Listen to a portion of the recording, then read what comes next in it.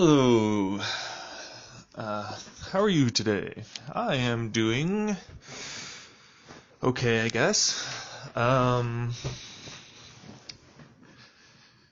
what are my plans for today? Well, I've got to go over to Kahoog Health. I did to get the Kahoog Health whatever thing organization to help me with snaps. I got my shit set up as best I can. Hope they just can change the dates on them, on what I have there. If not, then I'll probably have to reschedule.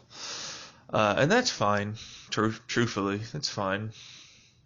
Then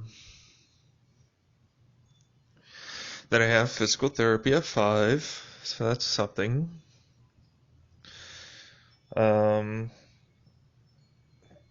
Don't really have anything planned today outside of that. I think I should set up a plan for going hiking or something this weekend. I really want to buy like a bunch of stuff for growing mushrooms. And so, yeah, that's kind of what I plan on doing. Instead of buying cannabis and cannabis related products, it will be an all mushroom race. I thought I was going to try, well, I thought I would have the 4-ACO DMT by now. Still have yet to receive a letter back from anybody. And so, yeah,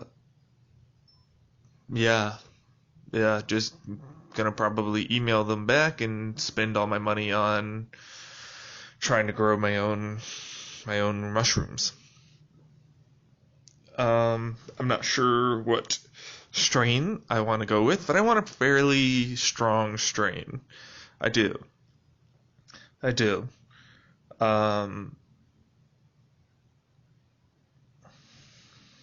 Yeah. It should be an interesting. We'll see what happens. Because while it's the 21st, it's still not quite yet time for them to try and give me my allowance.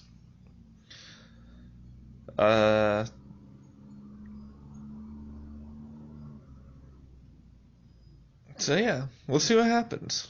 I'm gonna try and be as frugal as I can, get as much as I can either at Goodwill's or whatever. Because there are a couple of things around Goodwill that seem to be okay. And my own closet could probably be pretty good, truthfully, about growing my own stuff, really. It's, just need a small humidifier, which I can get it at Goodwill, more than likely. Like, all this stuff can be done and be gotten for, fairly cheaper than it would if I bought it new, hopefully. And so that's my plan, Stan. I need to come up with a better name than Stan for you, because that's derogatory, and you're not, that obsessed. And I know that I said that I just want to be friends. Right now, I just want to be friends with everybody. It's just not possible for me to, do certain things right now, unfortunately. And I might not have said it out there, but I still have it with you. You can show up at any point. You can be friends. If you need someone to lean on and talk to or whatever, just know that you are loved. Okay, you are. Yeah. There is a lot of other things that I need to take care of to make, because I saw on the Goodwill like I think it was a thing that I can plug into and then set like lights to turn off and on, and I have one overhead hanging light right here above me that isn't being used. I can easily put that into the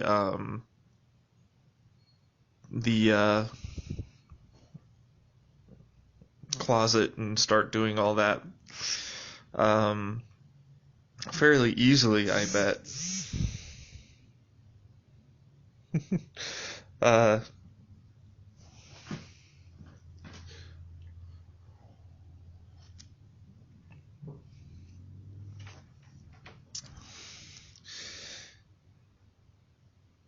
so I think I can do that. I did see some dehumidifiers and other stuff like that, but there are other ways to dehumidify. If, for instance, you're like me and you happen to have a computer with PC fans, this is something I've done. Take a, like one of those metal pans that has like a drip thing on it. Take one of those, poke like maybe a hole on the bottom, or don't do anything. There's something to be said about having the hole, like a couple of holes along the bottom, so that way this can be done, but it's not necessarily needed. And then just put it on around the constant airflow of your computer, because your computer's warm, fairly fast moving air that is most likely going to be drier. It will wick away the moisture from your mushrooms or whatever else. On top of that, you can also add a layer of paper towels. That will also help do that too. It's what I used to dry off my cannabis at one point. All I did was put some paper towels over a glass, cookware, like 13 by 9 or whatever it was, and worked out all right. Dried it off within the next couple of hours. It might not necessarily be as fast as a true air dryer, but it's, still faster than letting it sit and do nothing, I think. So I'm getting excited about that. I probably won't have enough money. I do want this, the psilocybin, or whatever. I want the 4-ECO-DMT. I want that shit. I paid for that shit. I want it, and it's annoying me. And I'm annoyed also that the Indulf shop has not yet contacted me about certain things. So, yeah, there's that. And then the thing is that once it left them, there's nothing they can do about it. It's all up to me, which makes it annoying, honestly. Like, I have to really try to, I don't know, can I even call customs to see where the package is and stuff? Is that a possibility? Like, I don't know what I can do here, truthfully speaking. Yeah, and then there is, like, a few other things I want to get done. I'm worried more than anything that I won't have the money. Like, the first thing that I'm going to do is buy the spores. The spores can last for a really long time in the refrigerator in a spore syringe. So that's just fine. I don't need anything outside of that, and so it should be okay. The spores will be however expensive, and then I take that into account and see what I can do. I don't really have any mono tubs. I need to still buy substrate and all this other stuff. It all costs money, and I'm hoping that I can maybe convince my parents to buy a few things for me, but we'll see. We shall see.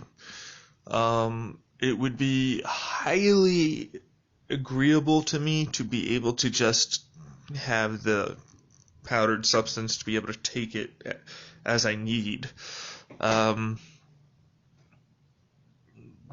But I digress, and keep harping on this, but I've been waiting for it for over Close to a month now. It's been in the mail close to a month now.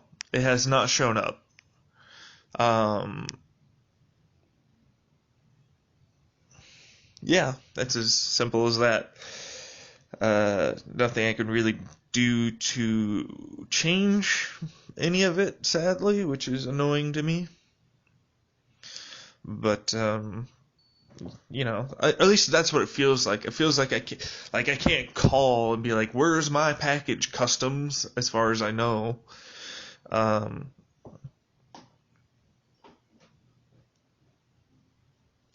but I'll look into it. Um, yeah, there's a couple other things I need to look into. Um, People want me to give them orders. You don't want to take orders from me, but you still want to listen to me and all this, and I feel bad. I don't feel like I'm capable of giving you good orders, anyways. So, yeah, you're sticking around, saying that you want all this and all that, and that's okay. I just want to be friends, just want to take on the world and destroy it. And that's your purpose. I salute you. Just remember that the anger, the resentment, and everything else that you have clouds logical decision making. It can make it so instead of you being able to achieve your goal, you make too many mistakes along the way. Mistakes that if you had paused and thought for a few minutes or hours or however long, you might not have made that mistake. So I implore you to really implement some of these things, into your repertoire, because I believe in you, and I know what you're capable of, and you have your mission. You believe that you can do this. So, and who knows, maybe what you're doing is the path to success for many people. I think I've mentioned this to you before, but I prefer to try and change as much as possible before everything hits the fan. To gain as much people behind the ideas of unity and togetherness and acceptance and love versus destruction and chaos, anger and violence. You must never forget, or at least I hope that you will never forget, that your main goal is to foster that love and acceptance and trust. It is not to take down the powers. Taking down the powers is supposed to help the people, but the people will be lost. They have been abused and told lies all of their life. And so we need enough people behind that whole new generation, a whole new way of thinking, to be able to support and foster that being the next new thing after whatever it is you do.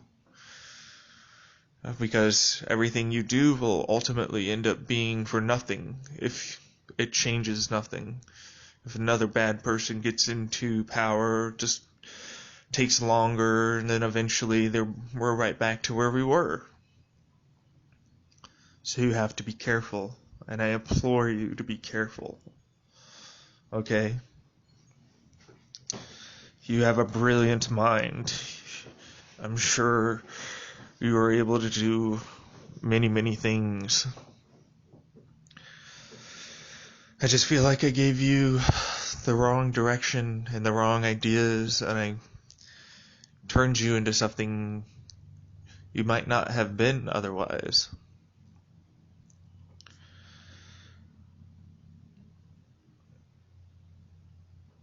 I don't really want to give sexual orders. It's not, I mean, we're not really like that anymore, are we? Like, you can listen to me if you want, but it's just not the same, is it? Is it something that you care about? I mean, I tried to help you with some hypnosis. Hopefully that helped out. You didn't really want to fall back. I really did hope that you were to listen to it while you were asleep. Maybe help out that, those triggers and those subliminal messaging that, I really want you to feel complete. I want everybody to feel good, man. But especially you too. Like, you were here for a lot of this, and it's not whispering sweet nothings. I'm not trying to win you over. This is how I am as an individual, for real. When someone that I let into my life starts having issues, this is how I act. For real. Not with the masks, not with anything else. This is me.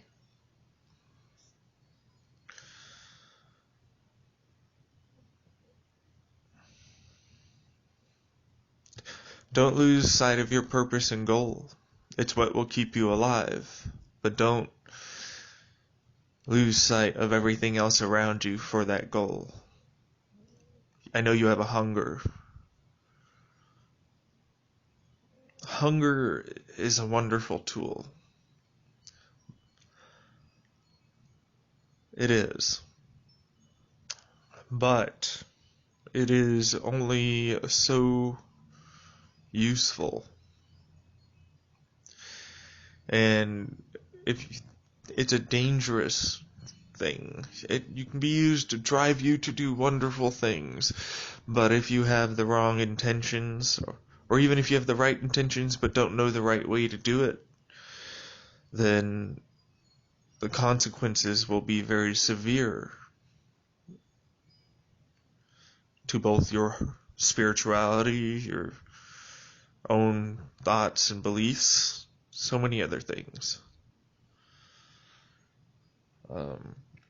In my opinion, that's usually what happens to a lot of these radicalized individuals, is that they try to do something that they believe is a good thing, but they end up doing it incorrectly, and so nothing changes. It's still the same violence, it's still the same trouble. Maybe you are able to really cause a massive change, but there are still bad people, there are still bad things.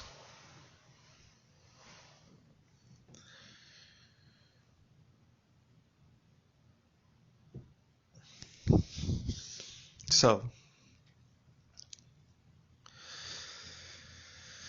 I know you're not taking orders from me, so I suggest to try and, think for a little bit. Clearly you're independent of me now, and I don't know, I guess you want me to be your own personal Jesus, for the Lord and Savior, the one that gives you purpose and drives you forward. That's a big ask for me, and I was okay with something less than that. But if you wanted me to order you to do something to help you for sure, I say stop what the fuck you're doing. Focus heavily on yourself. Get better in every possible way. Take time to really think about stuff. And if you wanted to do some sort of, raunchy shit, I don't really have anything really to say about that other than, do whatever makes you happy. I'm just not going to give you that. We're not in that sort of situation, I feel. The only thing I'm comfortable with suggesting is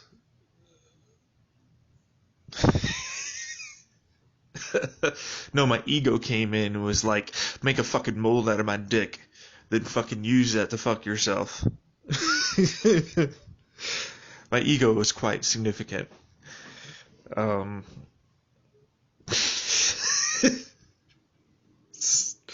Yes, I'm trying to lessen that.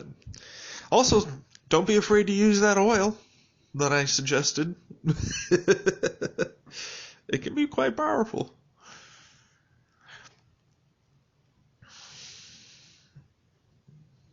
Yeah.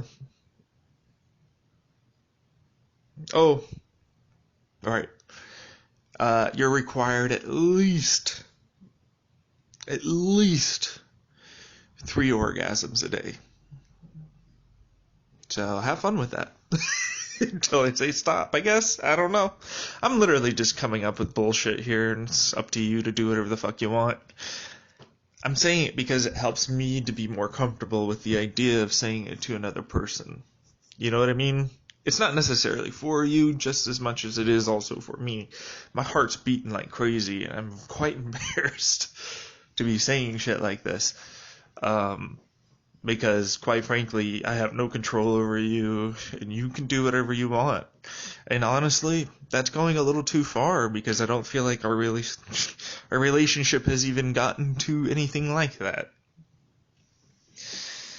But if you want to join in and do that, go for it, you know.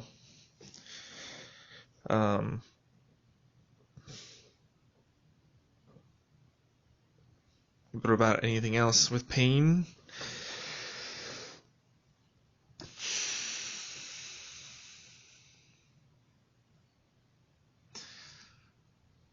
Huh.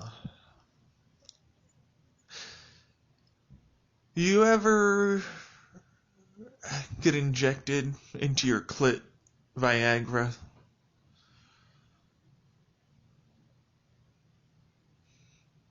Pump it up too, like pump up your pussy, then you inject it Viagra. Here's the thing: make it incredibly diluted, and so that way it's safe. But I think you'll find that combined with the oil, it'll be rather uncomfortable. Just that itchy uncomfortableness, just enough that she just can't stop wanting more. Does that make sense? Have fun with that, if you want to. Consider it, I don't know, my punishment for having you think that you were going to go kill yourself or whatever. I guess, hey, it's your punishment. You're going to need to make yourself feel incredibly good and explore that side of yourself. So that way you don't think of yourself quite so bad and negative. Look, I don't think of you as insane. I don't think of you as bad. I think that I was bad, and I used you and made you do bad things. That does not make you bad. Okay? You did not hurt me. But I mean, you did, but you didn't. So try and figure that out. Hell no, I'm not gonna do that. Bitch, you're gonna fucking do it. You're gonna do what I tell you to do. Is what my ego is saying. But I'm like, also, just fucking do what you want.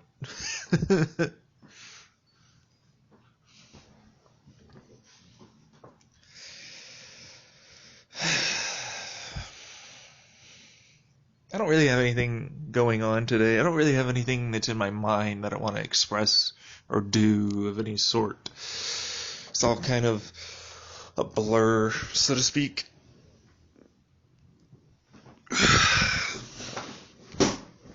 Anyways, I'm gonna get ready here. I need to pee anyways.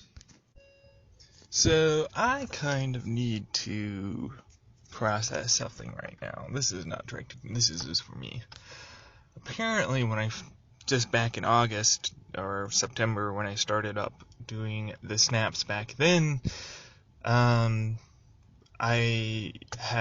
was doing less chores and was still getting paid $200. Now I'm doing more for $100. And when I realized that, and I have to get a statement from my mother saying that she pays me this allowance, basically, it really triggered me. It was bad. Like, I had to take a small moment to myself.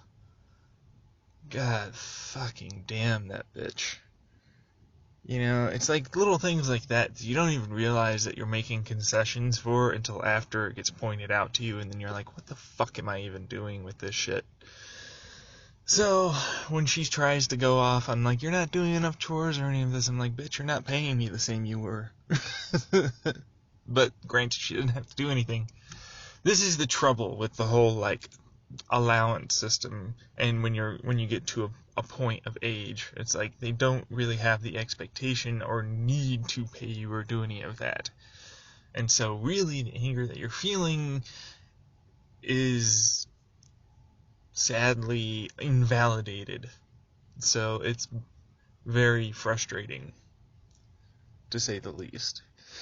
I hope that I can point that out to her. She's going to say, oh yeah, because, ounces don't cost $200 anymore. And I'm like, doesn't matter, should have stayed the same. The fact that it changed is bullshit in the first place. But I don't want to get into a fight, so I'll just have her sign the fucking thing. I can go fax it wherever the hell. I'll make her give me some money, like a couple of bucks, so I can go fax whatever, give her the change. And then I'll go back to waiting until physical therapy. Alright, that's done. This individual here is doing their own thing. I don't control shit. And I'm actually kind of fairly certain you guys kind of stopped her from being able to talk quite accurately as she would like. But then again, maybe not. Could be that she really did change that quickly. He or she. I don't really know, truthfully. Person also took all the money along with 2016. That one's annoying. It's like, we invested all this stuff, we did all these things, and we returned an investment, and blah, blah, blah. And I'm just like, sure would have loved to have some of that myself, for all the ideas I gave to everybody. Would have been nice. Would have been.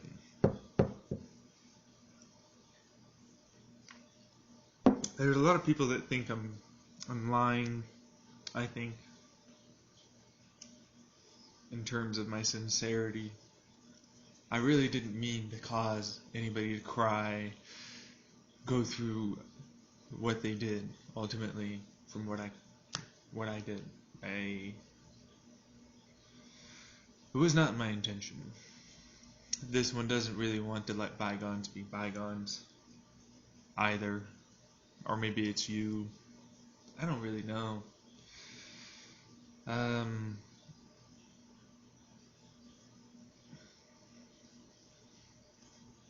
Yeah. Made a lot of people angry. Hurt a lot of people.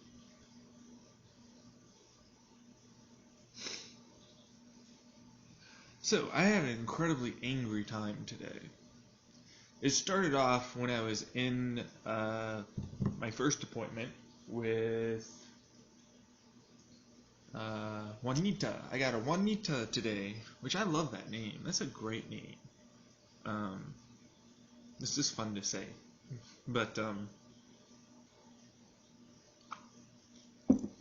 she was fine. She was perfect. It's just throughout the whole procedure, it was brought to my attention that back in September my allowance was $200, and I did less chores then. And now I'm in January, I got $100 a month. And when I tried to do even more chores, like because I wasn't doing them quite fast enough or certain things, they would take over and not give me the chance. And so like it's kind of snowballed into now I'm getting paid $100 to do more work. And so that brought forth a large amount of anger. My mom has zero, cares in the world about it. Truthfully, she doesn't necessarily have to because it is her money.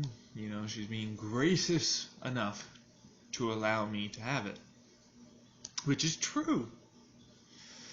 But I gotta say that if you want a person to become independent, like she says she wants me to do, she wants me to do chores around the house, and then she does them when I don't, she'll make up an excuse, but then she'll just do it.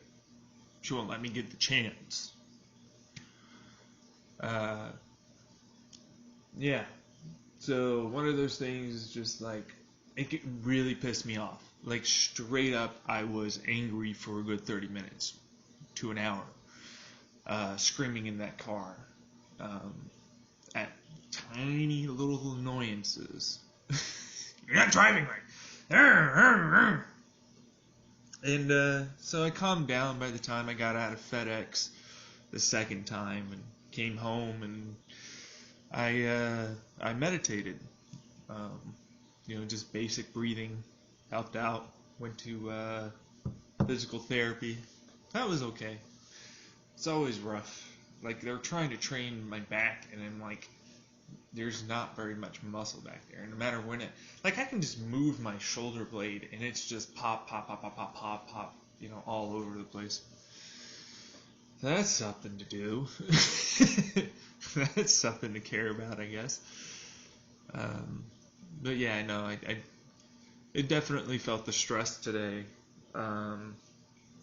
She was not helping. This one was not helping. I'll be very honest with you. You were quite honestly being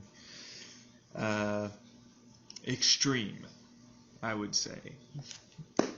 Apparently they discovered heavy metal for the first time and have been going off on a spree of it. Heavy metal, by the way, is great when you're a teenager and your brain can just take that. But nowadays, I just have a harder time with listening to it over time because it will give me a headache. It will stress me out over time. So yeah. And then Sorry Miss Jackson played. That was a great song. But I didn't think it was very apt.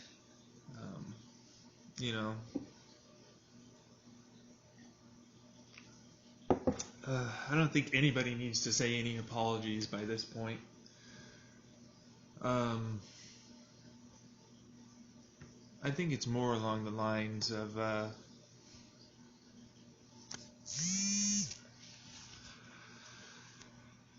no, I didn't want to do that. Why'd you do that? Anyways. Yeah, the blinking's great. It makes me think that my sisters are watching me right now. Hi. I'm not insane, I swear. There are things happening that you cannot see. Which that actually makes me sound more insane.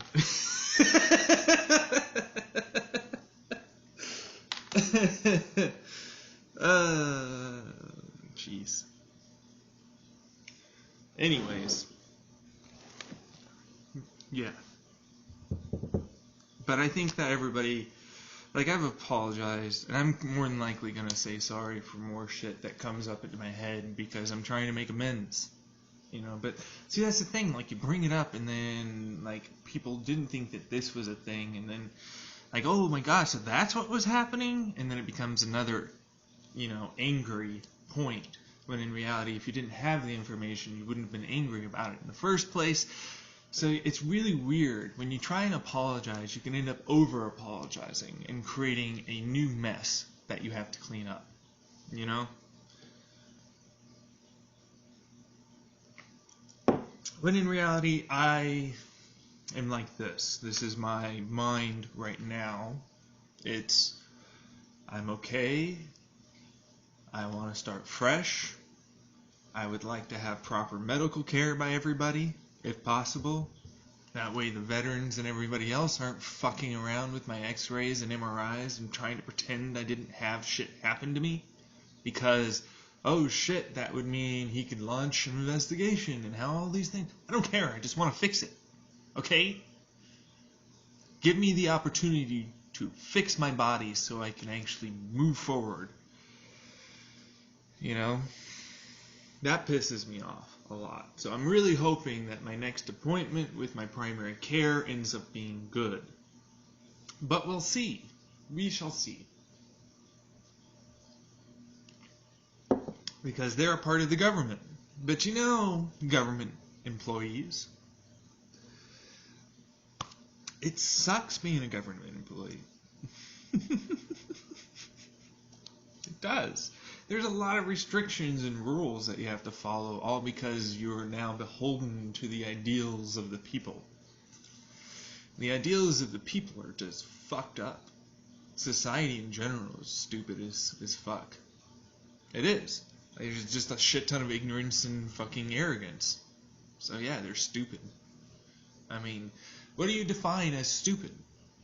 I define it as someone who's willfully ignorant and willfully arrogant over a subject that they have no idea about.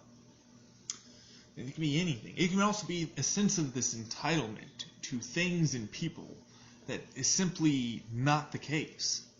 You know? So, you'd be surprised how many people are like that, too. Oh, little one. So, what are my plans for tonight? Well, I don't really have any, really, truthfully. I know they went off to go get food without me again. I don't know. She complains, like, you're, like, in the beginning it was, your food is so expensive, you have to buy it yourself because it's too expensive for us to afford. They go out to eat fucking all the time. Like, I don't know. It's just a lot of hypocrisy to me with my mother and my father. A lot of dual-naturedness. Like, we're trying to help you, but we're not actually going to help you. You know what I mean? It's a lot of fake shit. And I'm not about that. I'm not about that fake shit anymore, you know what I mean? It's really annoying. It's really annoying.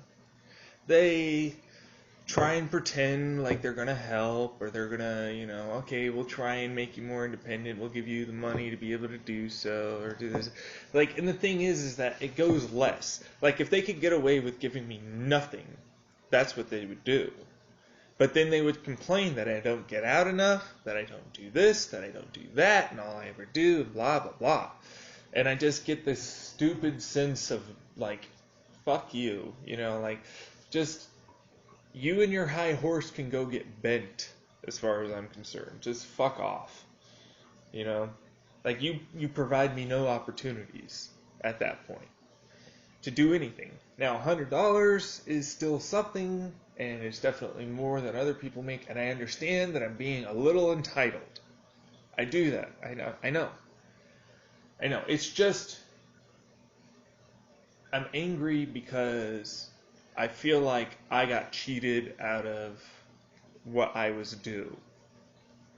And I did it because I settled. I did it because I compromised. I did it because this motherfucker told me that that's only what you're worth to me.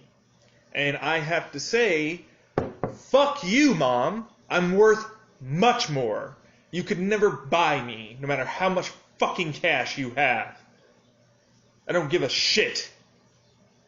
Integrity means too much to ever think of you But it is an opportunity that I cannot squander, as so many people brilliantly put it. When in reality, it's like, do you realize the strain? Do you realize the emotional toll? Do you realize the control they continue to have over you? It's the same as your boss in a company. You have no voice. You have no options. You are stuck in your simple little box, forced to work.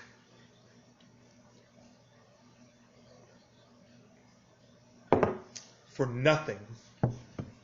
Not your worth, for what they think you're worth. That's ridiculous. But there is something to be said about the whole, what are you actually worth? A person that has the degrees, that has the information, that has the work experience, obviously should be paid more. However, that's only initially.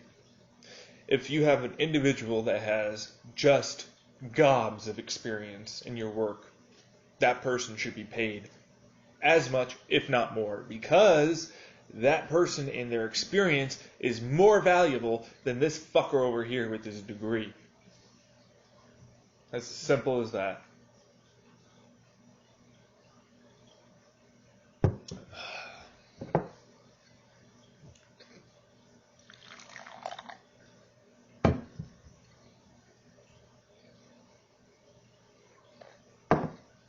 In my opinion. I have to keep forcing that around.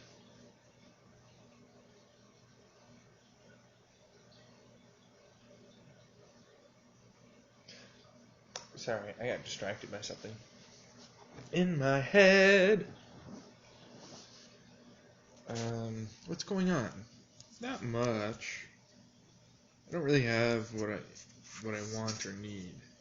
And so I'm wondering about my needs and wants and how I can achieve them. Because clearly the 4-ACO DMT has been taken by customs and it's not coming. Clearly, I, although have sent an email to the Indulge shop, I will most likely have to ask again and have them resend it, demanding that instead of just asking what it is I can do. Because I am just not going to fuck around with that shit. It's been 3 weeks, 3.5 weeks. Literally 3.5 weeks in the same fucking spot. It hasn't moved. Not coming. So, yeah.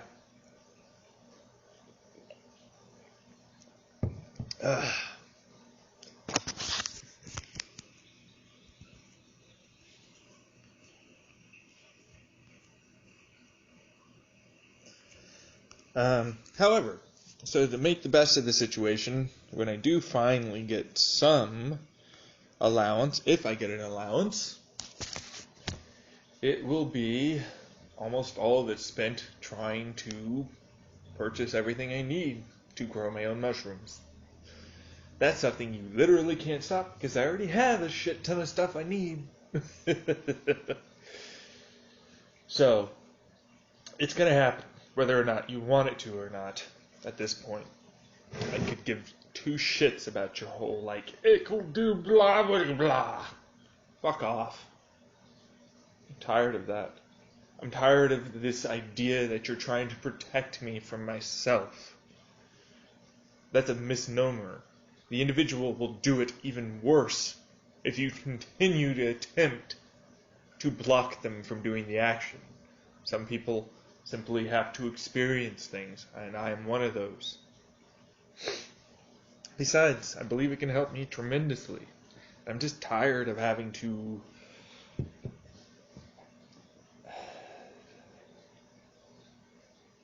I don't know at this point. Something. They say, oh, they're not radicalized. I'm like, they're trying to go to be a martyr. That's, I don't know. That's up to you. I don't have the ability to say, or I don't have the ability to control another individual. What they decide to do and what they decide is reality is up to them and them alone. I have no control over that. Unfortunately, I would dearly love for them to just come around to helping the whole situation instead of distancing themselves from everybody and making themselves the enemy. I digress. Because, quite frankly, they managed to do a lot. Like a lot. No matter how you slice it, they were able to do a lot. And they slipped under your noses, they wound around you, and so many more things. The fact is, you got outplayed. They're good. They are. They are good, and they can be used. Do they want to? Not by the government. Not by you assholes. Not even a little bit. This one's a new leader now. I don't have control over them. But apparently I'm supposed to be the new Jesus for them, which is... I don't know how that happened. Okay, I do kind of know how that happened. Wish it didn't happen. Yeah. And I'm just sitting here doing my thing, and there are the individuals that want to, in my name, do these acts that I can't do anything to stop them from doing, other than discourage them. That's what I got, Don't know who they are, don't know where they are, don't know what they're doing, don't know how many, don't know anything at this point. Only that they are there, just like you.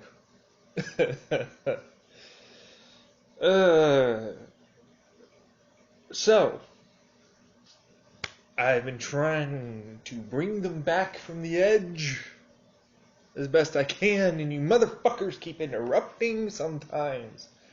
And I'm like, why?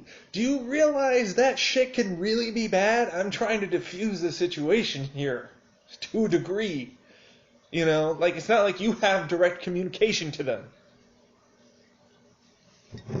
So,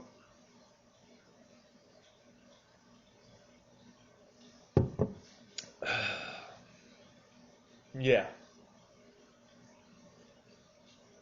And then I get the whole, me, government worker. He's not trying to do anything. He's directing them to blah, blah, blah. And he's just making this whole manipulative play to try and change all the blah, blah, blah, blah, blah, blah, blah, blah, blah. It's another hater. Another person that can't stand the idea of somebody changing and becoming a better person. That's all it is to me. I can't believe that somebody would change. Obviously, once and always the same. And I'm like, did you ever change in your life? Were there ever events in your life that led you to change somewhat? If that's never happened, then I have to say that you're a terrible individual. You're bad at growing.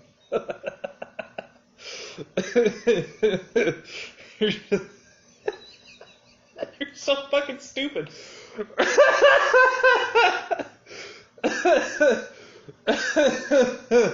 Sorry. When someone becomes arrogant and starts spouting out nonsense, I just can't help but laugh.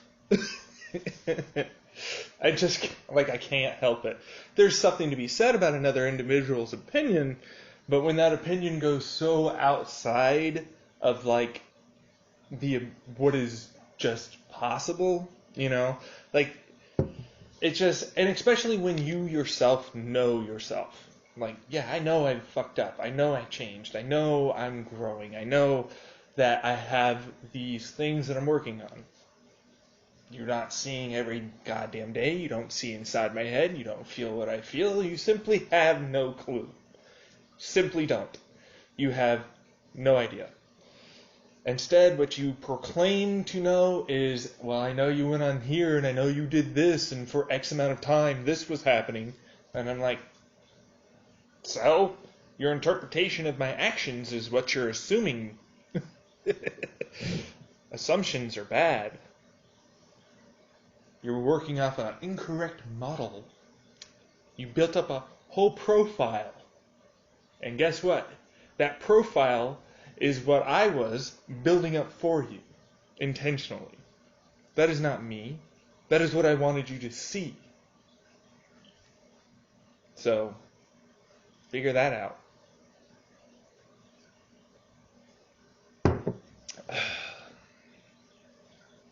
So what makes this you? I spent time. I realized I wasn't going to die. Didn't have to play games. Didn't really want to do the same thing again. And then realized that you assholes, you individuals, have a distinct lack of, what's the way to put it? I don't know. Truthfully. Stuck. That's the best way to put it. Like you're stuck in your ways. Like clearly this has always been the case. Clearly every time this happens. Clearly I have this example, so on and so on. When have I not been the exception to the rule to most things to people at this point? Like, I understand that I'm pretty average or slightly above average in some things, but the exception to the rule about how I come up with all this stuff and how I'm able to somehow see things and do things and all that, like, at any point did you ever consider that you just might not know everything about your profession? There are new things you see all the damn time. Kind of tired of the whole, like, things have to be one way or the other. Like, can't we work together? That's what I would like to do. I mean, you know, that's one of the reasons why I want them to work together. I would love for them to be able to feed you tips. So that way you don't have the option of having massive problems for yourselves anymore. Outside of that, I'd rather that they did their own fucking thing. Quite frankly, being controlled under the government, being manipulated into believing that you're doing a good thing because you took out one bad guy, that quite frankly continues to happen because of a continuation of the symptoms of the American psyche. No, I don't want them to do that. I don't want them to grow accustomed to your ideals. That's ridiculous. Your ideals are flawed. Your ideals suck. They need to be updated.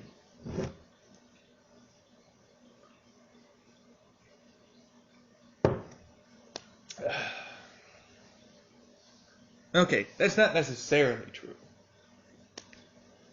I mean, you are doing a good thing. You are taking out people. You are taking out these bad individuals.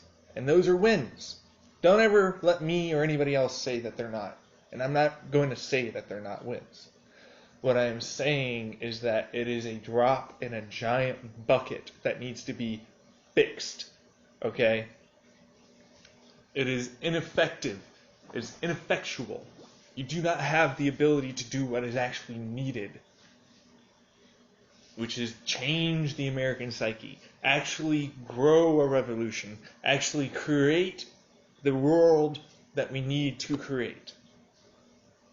Instead, you are stuck by your guidelines, you are stuck by your laws, you are stuck by your old ways, and they are ineffectual to the actual problem at hand. You will always be having to find and fight individuals that pop up because of what you, the government, have created. You, the government, in bed with these corporations, these individuals, and so many other things that ultimately play a gigantic role in nurturing this evil and bringing it forth. You might not think you're directly related, but you are. how you're perceived, what you do, your actions partaken upon individuals and groups, so on, is all indicative of a power struggle, of a class struggle. It's ridiculous to think, to me, in any sort of situation, that you work for the good of the people.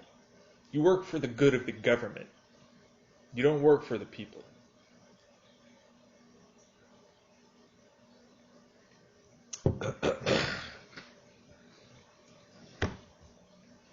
You work for your own laws, unjust laws.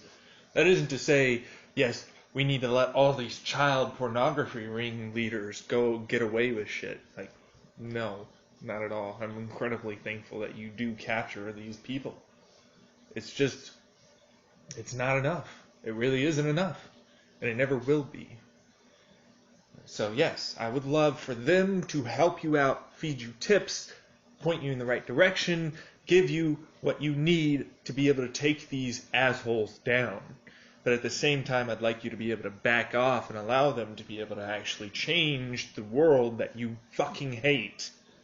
Okay? I know you hate it just as much as I do. I know you don't want these individuals to thrive.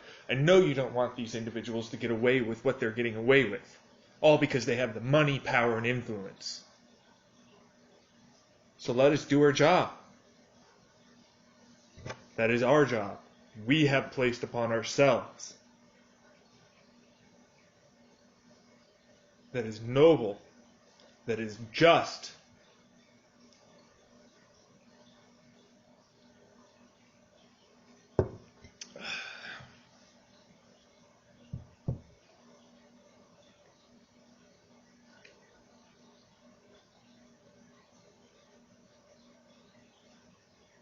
Really all I can do. Do I want them? It's not up to me. It really isn't anymore. I seriously wish I had the ability, but I don't. I don't anymore. Like at one point they might have listened to me, but now they don't.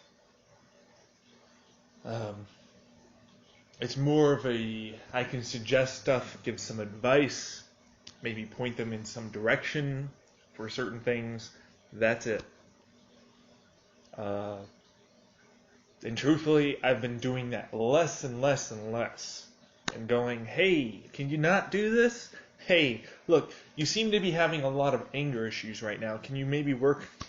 I'm not trying to be like, I'm trying to give them like, hey, go to therapy. Go do this. Don't allow yourself, like, if you feel alone, try and find somebody to not be alone with. Don't just, like, think only of me. Like, I'm trying to help here. I'm trying to not have this be a thing anymore.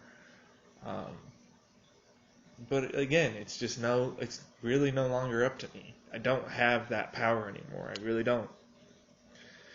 And so, I am mostly by myself. I am. Like, I talk to you guys and whatnot, and that's fine, but that's the end of it. Basically, I talk to them every once in a while. There's not much that we discuss that I don't bring up out here, as far as I'm aware. Mostly it's, very personal kind of things. You grow attached to individuals. And again, like these individuals, they have all of these, like I can feel them. Like they had so many similar problems in the past. They have the issues with their parents that I did, maybe even worse. They have the issues, that quite frankly caused a lot of these so-called radicalizations that you consider. Is it so radical to want to try and change the world for the better? Unfortunately, yeah. It's like it just depends on what you want to change it to and how much you're willing to do. And so, yeah, I say, I've been trying to, not have them go off the deep end and become a martyr or destroy things or so many other stuff. It's not up to me really anymore. I don't really have any sort of play. And so, yeah, my mask has been off for a while. Ever since, hell, uh, maybe March 2018, when I just didn't believe that there were anybody out there. I was just being me as much as I can, and I haven't changed. I don't plan on it either. This is feeling much better. I feel much more true to myself than I ever did when I was in 2017 trying to pretend that I was back to normal. Whatever normal is. Because truthfully, your day by day is only an average. Like if you do 365 days, you average out, your ups, your downs, and everything else. That's your average. You try and beat your average the next year, so on and so on and so on. That's what it's all about. You can break it into quarters. You got 3 months. Each month, each quarter, or 4 months, whatever. Each quarter, you look at the graph, shows you your ups and downs, your average overall, total mental health, and then you try and beat that. It's like, okay, so this is what I was doing. This seemed to help. This stuff didn't really seem to help. We'll cut that out. We'll add this in.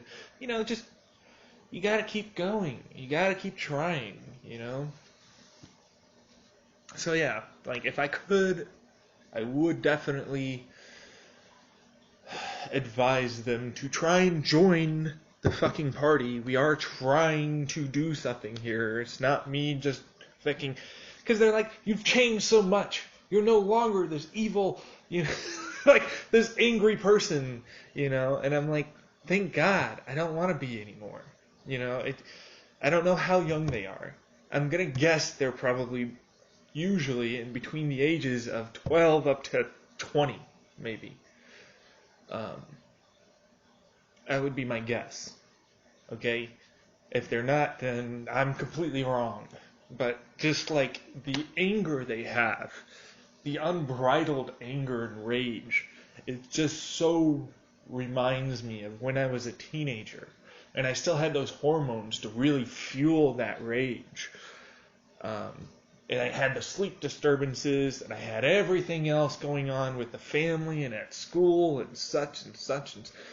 And it just gave me that just constant anger that could never, ever be vented out, ever. Just, it didn't matter what it was. It didn't matter how big the action was. It was never going to make me feel good. It was never going to allow me to get rid of that anger and let go. It just wasn't going to happen,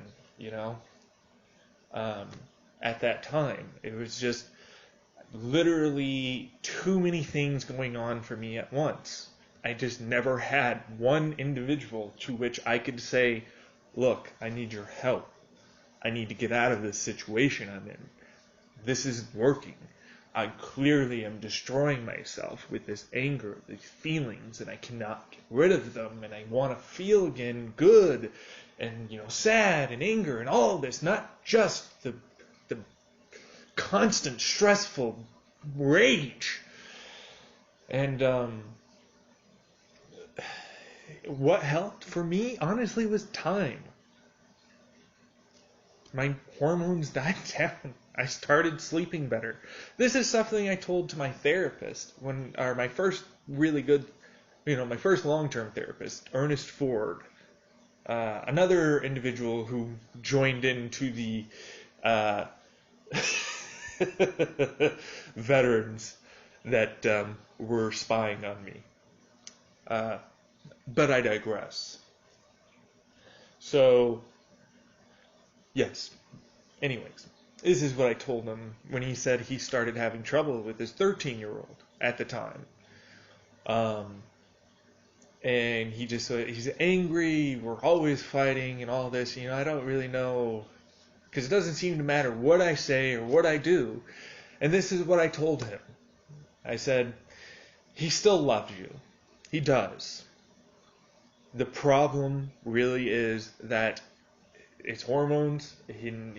By the time he hits 18, by the time they grow up, it calms down.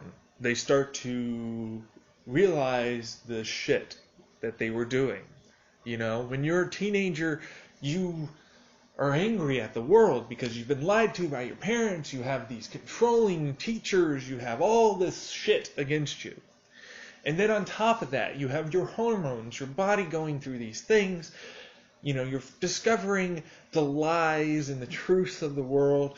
You still aren't quite rational in certain things. And so, yes, you become that emotional being.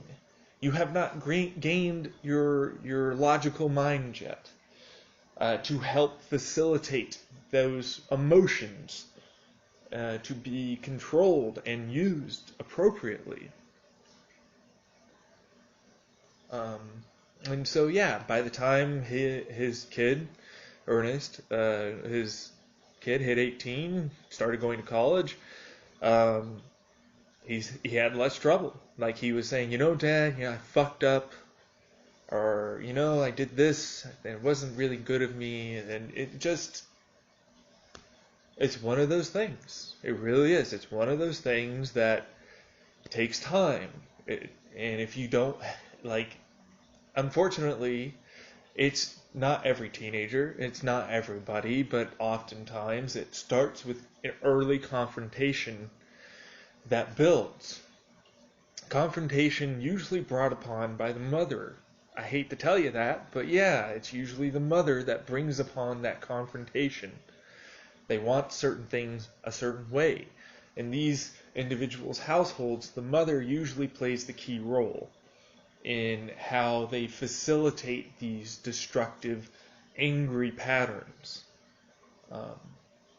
In my mind, in what I've seen. Ernie was a great guy. He's a therapist. His wife was very antagonistic, very controlling, and brought about a lot of those confrontations that ultimately blew up, and created a lot of those unhealthy situations. So that's just how that goes. Sometimes it's the father. It can be the father too. It really is one or the other of the parents that causes the confrontation. The other is usually more stable.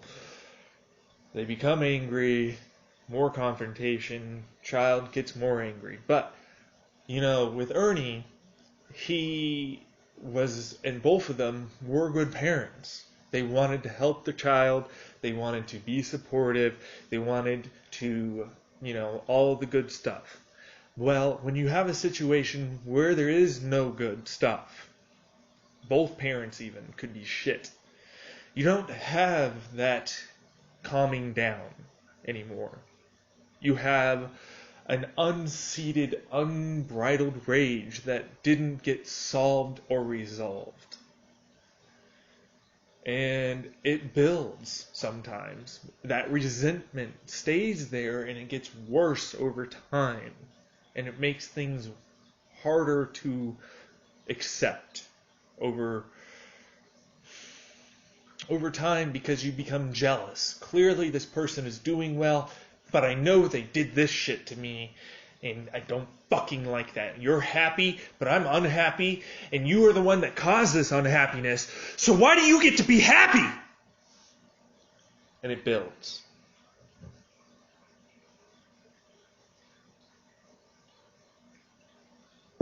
It builds, and it builds, and it builds, and it starts to take control of your mind.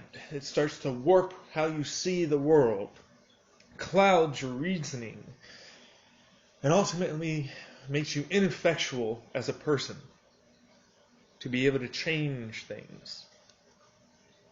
So yeah, that was something that toned down for me, not because my parents were supportive, not because I had friends, but because my depression literally got so terrible that I couldn't feel anger or anything at a certain point. And then the only thing that would burst forth was that resentment and anger. And so, yeah, it got worse. I respected my mother and father less. We argued more. Things got worse and more tense. Stuff continued to drop, in terms of how we would say certain things. You drop these words out of your mouth. They're heavy as stone. And you can't take them back, You wish you could, but you can't. They're there. You're not moving them. They were said. So, unfortunately, too many things like that are everywhere and present everywhere in society. It doesn't matter where you go in the world, that is a thing that exists almost everywhere.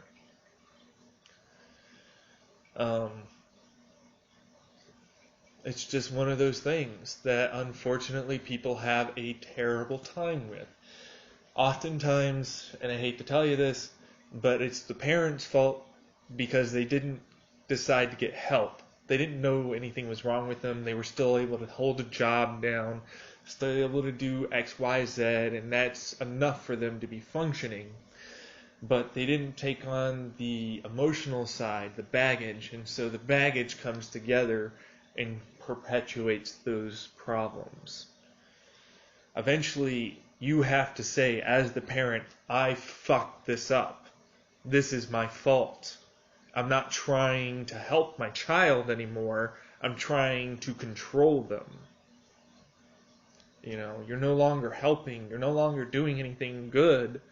You are merely trying to control them to be how you perceive they should be. And that's an expectation for you.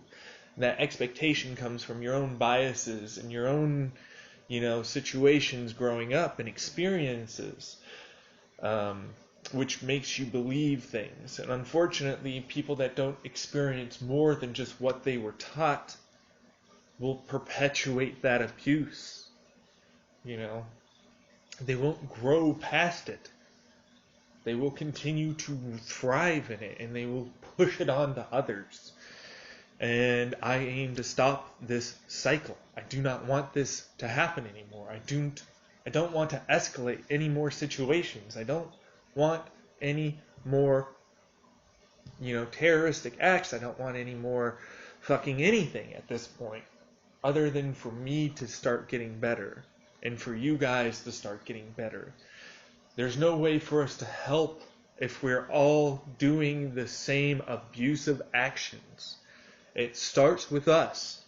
We have to say, not to anybody else but us, I'm stopping this cycle.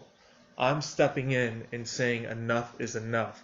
I don't want to take on this abuse any longer. And then, once you get help, once you get better, it will take time. Then you can start to help others. Then you can really try and help others.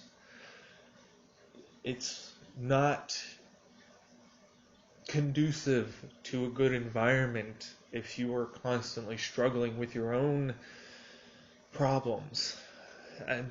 I'm dealing with my own problems. I can give advice.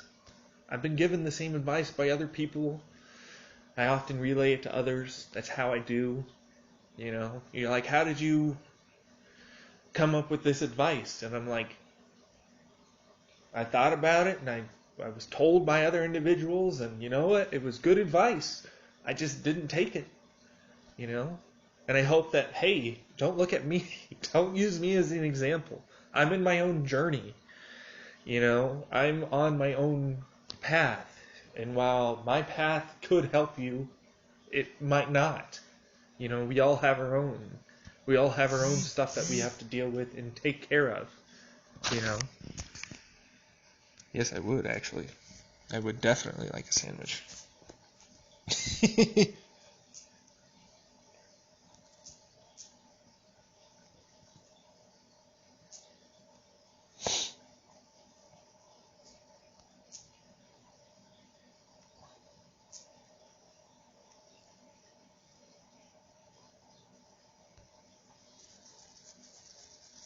Okay. Alright. Where was I? That probably gives me about 25 more minutes, maybe 30. We'll see. See what the traffic is. So yes, I would love to start fresh and say, look, guys, girls, whatever you want to be called, we have to take a step back and look at ourselves. What are we doing? Are we doing the things that we don't want to do? Like, are we being hypocritical? Are we doing and perpetuating the same abuse just in a different way? You have to look inside yourself, you know?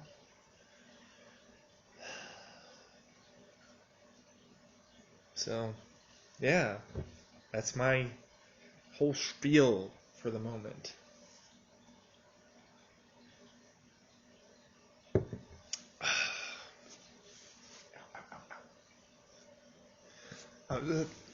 Outside of that, there's some advice I can give. My thoughts on the matter, if you want to listen to them, that's fine. I don't mind. But I'm not giving orders. And I'm certainly not going to tell you what to do with your life. I shouldn't say that. I will most likely phrase it in such a way. I'm trying to work on that. I really am. I know that I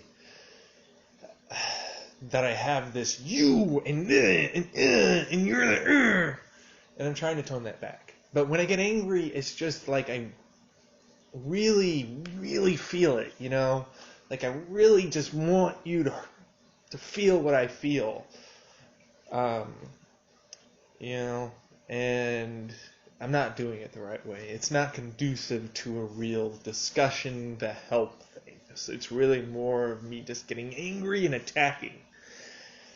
And while that's good for certain things, it's not good for discussing how we can move forward together to change this, okay? You know? There's nothing wrong with helping law enforcement get fucked up individuals, serial killers, rapists, child molesters, and so on. These fucks need to get taken down, okay? And god damn it, we might not be able to do it. And I don't like the whole vigilante justice.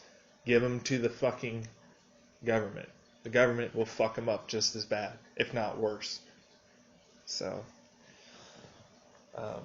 other than that, you know, change the hearts and the minds of the people. You know, we're growing. It doesn't mean that we can't show to other people how to grow. Start the process. Plant the seeds in their minds so that way they may one day foster, get rained upon, and grow. The rain, the water, the sunshine is all life, you know. Your ups, your downs, your good times. It's all there. And that's what fuels those tree, flower, whatever it is you're growing inside of you. That's what fosters that. Your life is what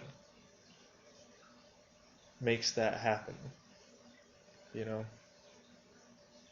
We don't need to hurt, as far as I'm concerned. I don't like that. I don't think it's needed.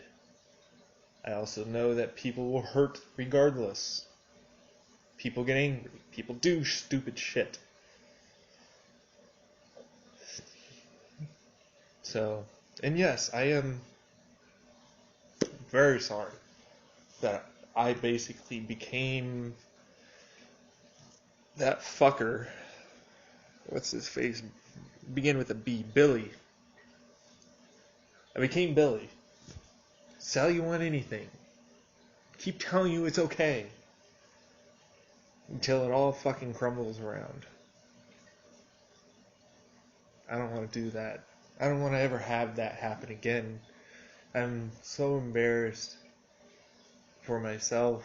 So ashamed. that I let it go to the point where I did, and I could never get myself to just stop. You know what I mean? Until I just got out of the damn situation and stabilized elsewhere. Like, I just couldn't do it, you know? Like, it just wasn't a good idea. Okay. I need to go look up online what Jason's Deli menu is.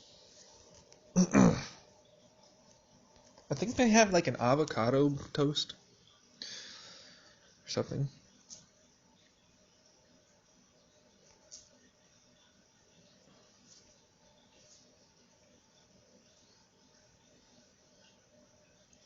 Mobile menu. But I'm going to be looking. I'm going to be trying. I'm going to be able to do things. It just takes time. You know, like, I am basically recovering from a lot of damage. It's just not pretty up in here. You know, and that's just how it is right now.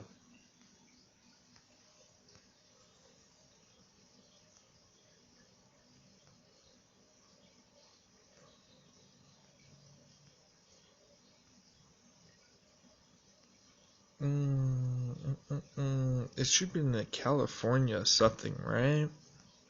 That's soup, clubs, paninis, famous favorites. Where's my... Okay. Garden Fresh salad bar, salads, pastas and potatoes, wraps. What about the Mediterranean wrap? What's this? No, it's got turkey. Yep.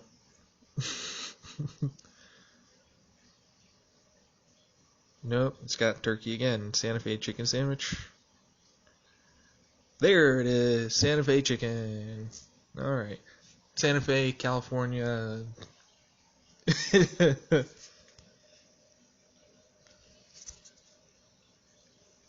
It's not the same thing. There are Santa Fe's all over the South. And I'm like, yeah, but I mean, like, when I think of Santa Fe, I think of California.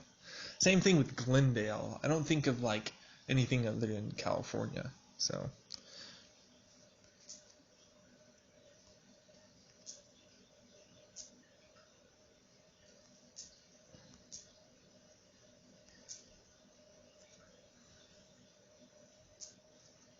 Is that what it's called? Santa Fe chicken wrap?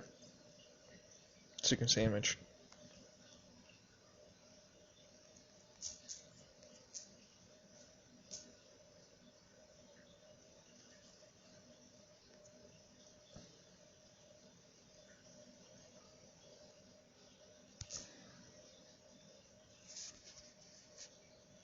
Oops, I wanted to say please at the end of that.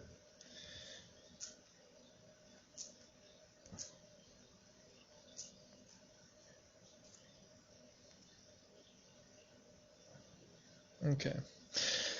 Alright, back to the recorder and all this and whatnot. So, what do I have going on tomorrow, actually? Let me look at my calendar real quick.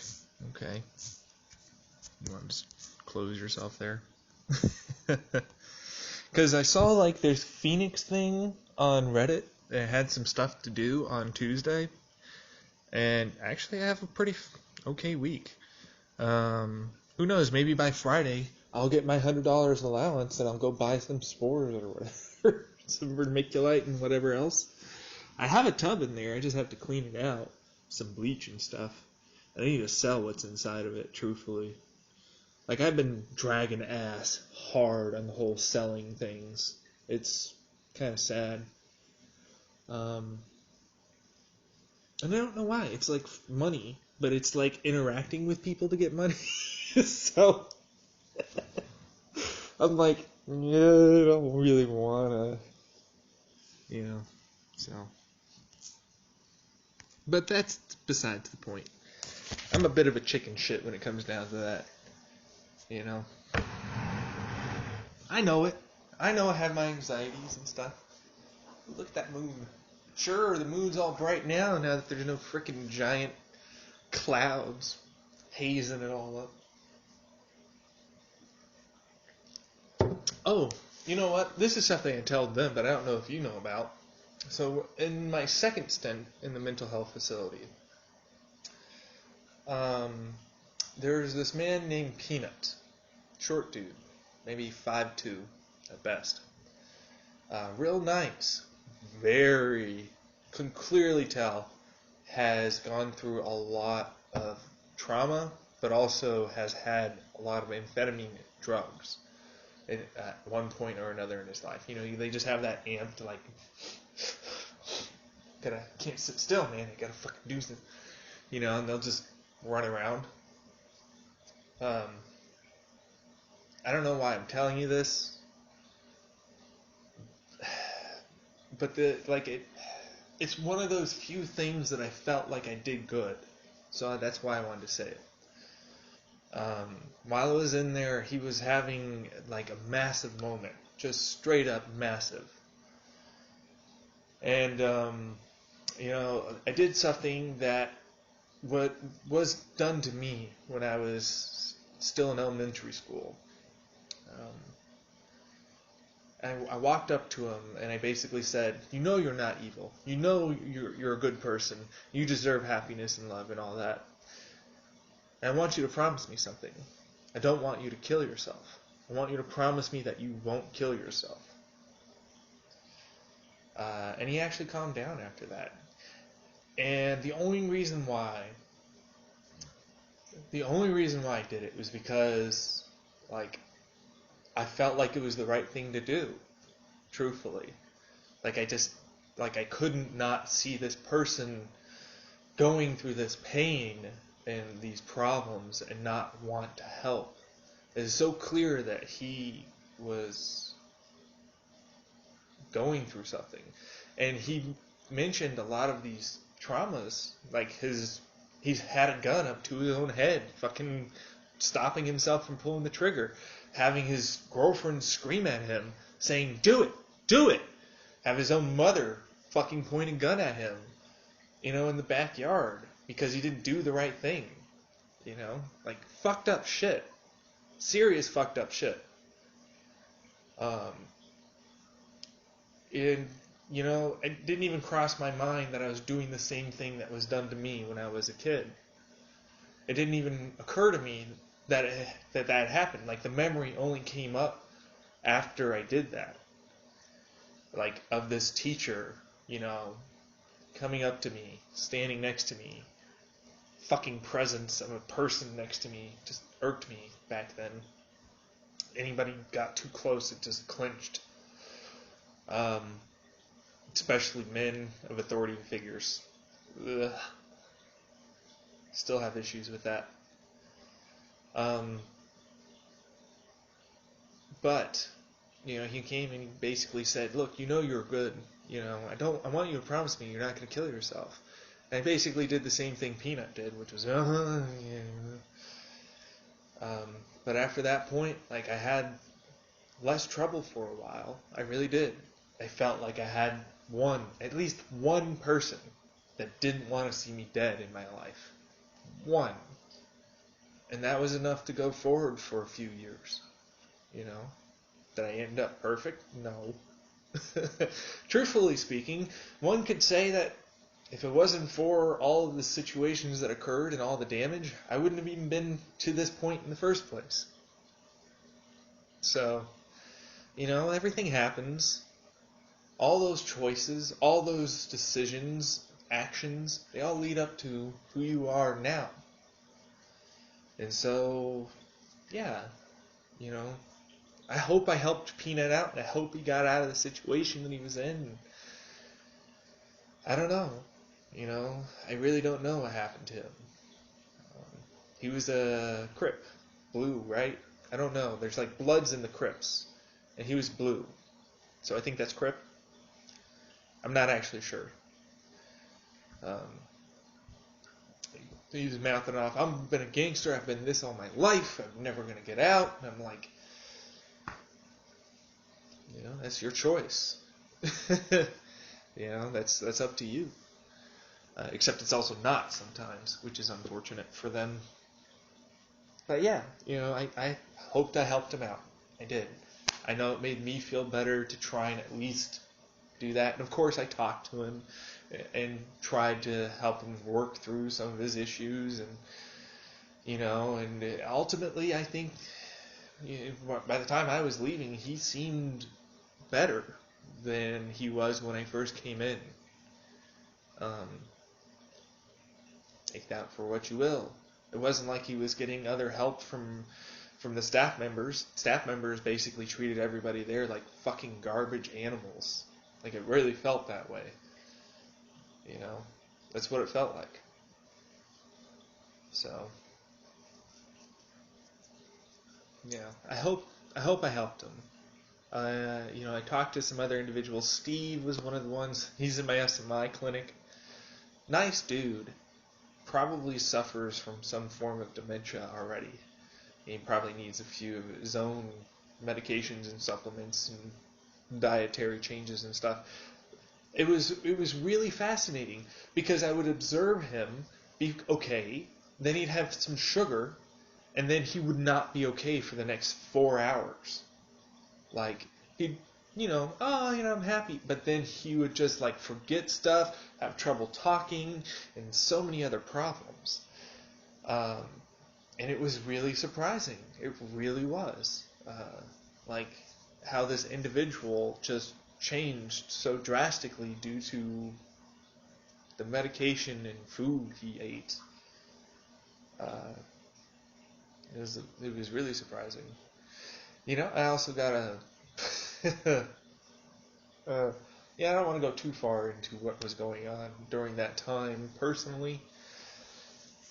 They all deserve their own privacy. They all deserve, to have their worst stories not told.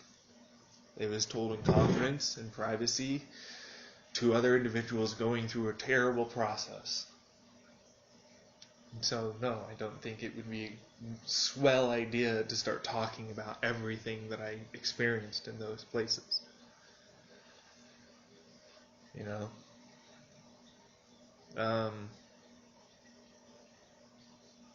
Yeah. Other than that, I keep thinking about him. I do.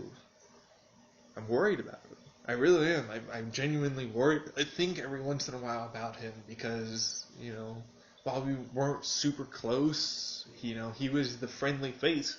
Me going into that mental health facility was just, that one was bad. That one was really bad. Yeah. And I saw him first in Oasis, which is how I knew him to be a friendly face.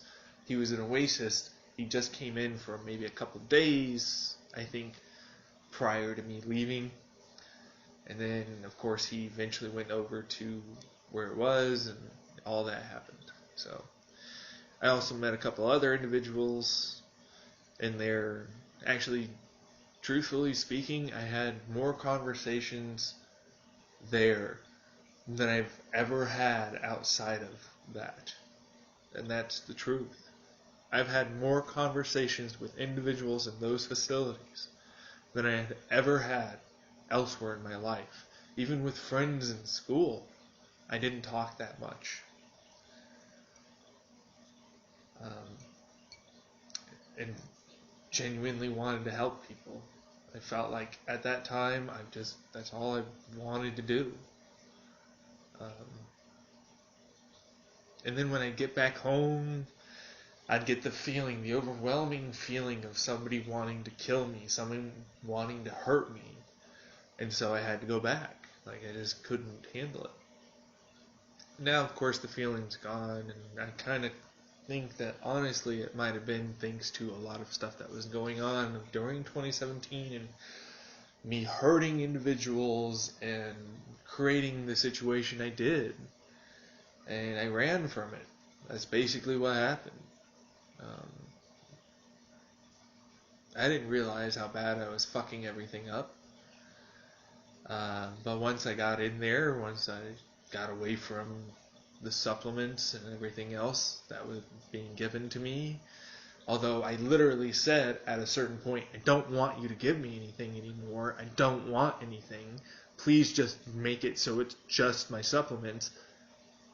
But that didn't happen, and I started getting poisoned, which furthered the whole other thing. And then people started poisoning the water, and then, because I only used this particular shampoo and everybody else used this, and then they would do, it just became this rat race of people trying to hurt me, it felt like, and trying to cause damage, when in reality that further fueled the problem. It didn't help anything. It didn't do anything but make me madder, make me more insane, make me have more troubles, which ultimately caused you more troubles.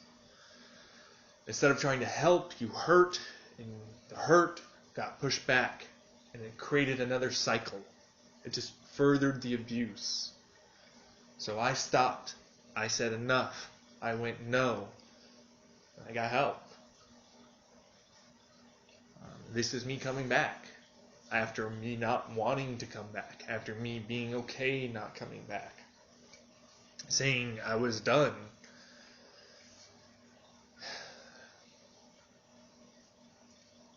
Am I better? In some ways, yes. Clearly, in some ways, I'm better.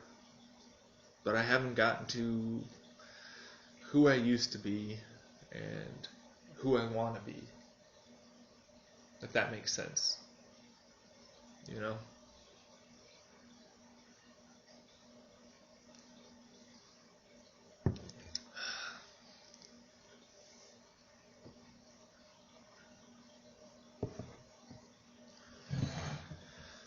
It's not easy. It's a lot of work working on yourself. It's so much easier to look at someone else's problem and tell them what's wrong. It really is. It's so easy for me to be like, yeah, look, I can clearly tell this is wrong, you're doing this wrong, But when you're in the thick of it and you have someone just chiming in, it's not helpful. It's just bad. So if somebody's not searching for the help, if somebody's not wanting help, and you try and give it to them, it's not going to help. It will only further the rage that they probably feel. So, yeah. When I say, stuff kept happening and I kept hurting people and everything else, I'm not trying to pass blame onto you guys. I'm just trying to explain the situation as it was going down, as I saw it. I saw individuals that were creating these issues, that were causing these problems, and these other people that were helping, and they weren't doing, and they did what I asked, and then, of course, they did their thing and didn't change things, and then the original individuals that wanted to help started trying to control the situation, started adding their own fuel to the fire that was me at the time.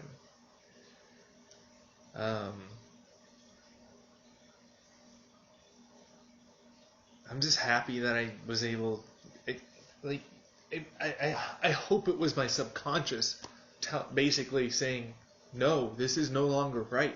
No, clearly you've gotten yourself and created a situation that is wrong. You need to get help.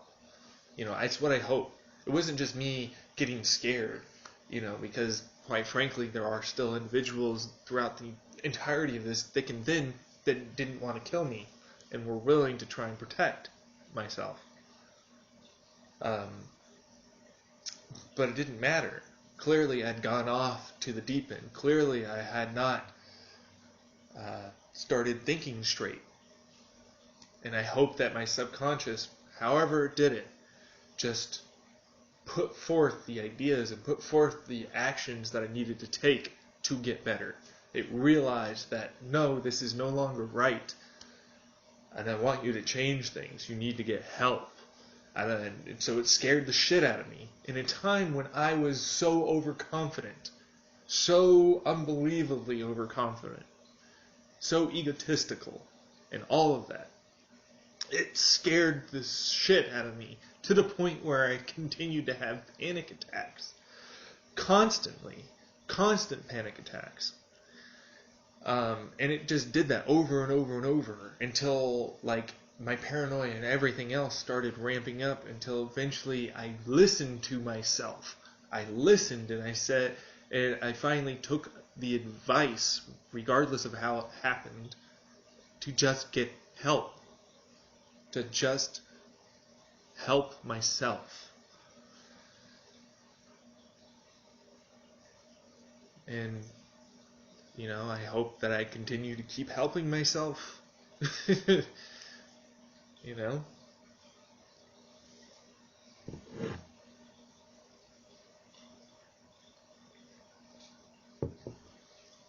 It's funny the way the brain happens to bring about the change that's needed for you. You know? At that point, I had stopped listening to my body. I could no longer feel it as I do now. 2018, I can basically not feel my body too. After the supplement, it really does help. It really does. I'm not gonna lie. It just straight up does. And that's when I think really what's been helping me sort of catapult or trebuchet myself as far as I've been. But I think now they're in a maintenance mode, and it's up to me to continue that help. It's up to me to, like, the medication and the supplements did their job, and now it's my turn to push it further. Does that make sense? Like, it stabilized me. Okay, I'm done with the stabilization. I no longer need those medications. Now I need the medications to repair the body. That's on my journey now. I need to repair my body. I need to repair my mind. And I need to repair my psyche, my mental self, my self-image, me. You know, because I tainted everything about myself, my morals, my ethics, my very core beliefs of the world were put aside and stomped upon, all for the sake of the idea of I was potentially helping someone. It's stupid. It was a guise. It was ego all the way. And I just fucked everything up. I really did. I really did. I didn't help anybody by that point. And so, you know, now I'm helping myself so I can maybe eventually help others. You know, I gotta get better. That's my current path that I'm on. This is how that goes.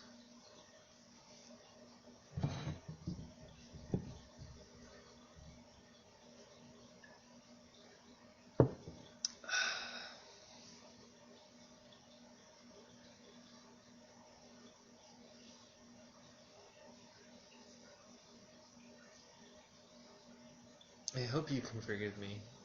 I really do. It was never my intention to hurt anybody. In the beginning, I will admit that I grew cold. My hatred flowed out. I really did want to hurt everybody at the end there. That's all I felt like I was trying to do. Just hurt. Just fucking hurt. Hurt you like you're hurting me. Because fuck you. You know? And, it just was wrong.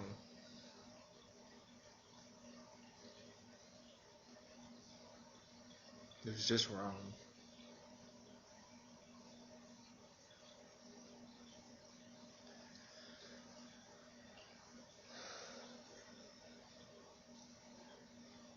And it boiled over into real life. Like, I couldn't even keep up appearances like I do now. My mom and I, today was not great. I don't know if you saw it, but it wasn't good. Like I got angry. I came in and I became a passive aggressive cunt face. Straight up cunt face. That's all I was. Because I knew she had her hearing aids on, and I knew I was going to be saying, oh, well, this and this, like, it would have been nice to have the $200 and I could have done this and that. Passive aggressive. I calmed down over time. It took me a little bit. I had to get away from, again, the situation. I had to talk myself through it. I had to think about it. I had to really breathe through it. Breathing really is a big deal with your anger. I've found for myself that when I'm angry, like I take short breaths, or I might not even breathe at all. I just constantly get this clench. And what breathing in like in a meditative, controlled manner really does is it forces that unclench, of those built up energies, those negative thoughts and everything else. You can visualize them flowing out of you as you exhale.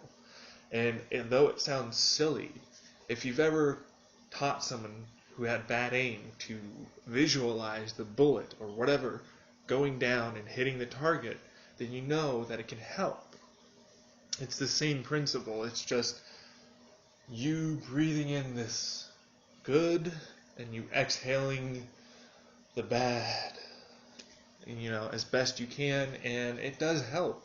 Just the breathing alone like lowers blood pressure and allows for better oxygenation to help with the stress, because when you're angry you increase cortisol levels and that stresses the body and muscles, and so reducing that helps out with that relaxation response.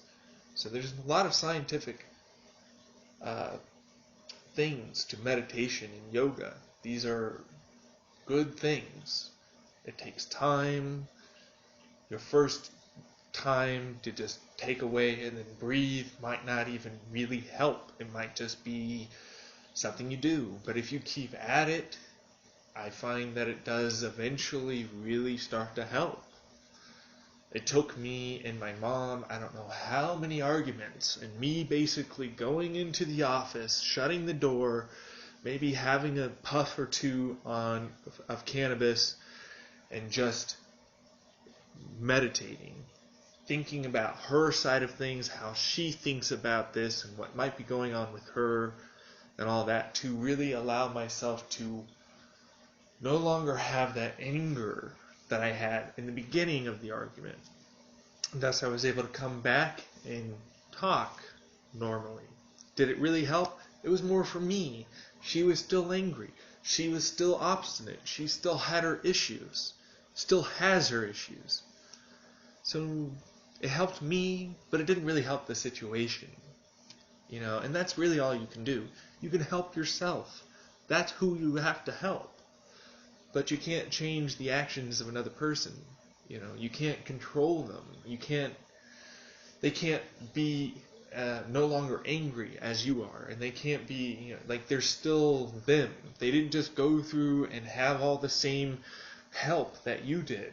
They are still at their same level, and you have to work around that, honestly. And it's really shitty because they don't even realize the stuff that they're doing is causing you these problems.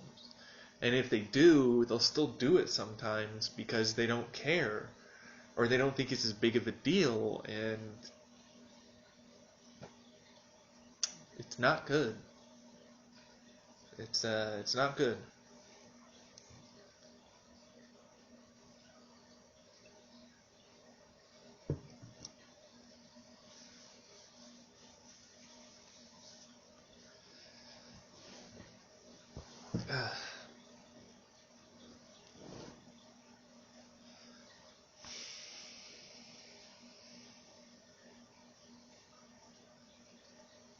What, maybe 10, 15 minutes before they come here? Maybe less, you think? I mean, I have to go back into the dungeon. I'll come back out, at night, talk to you guys some more. Besides, I want to relax. And it's not exactly like talking to the baby monitor and listening to, the flash is a actual conversation, you know. Ooh. Mm.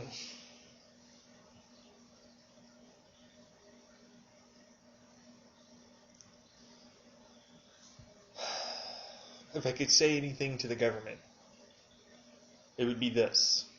I want them to help you. I don't want the actions. I don't want any more. I've told them this too. I don't want them to do that. And hell, even when I was going through my phase and everything, I still initially didn't like that. And what ultimately broke me was one instance of a mass shooting, and I just couldn't do it. I literally couldn't do it. It was just bad. It was just bad. And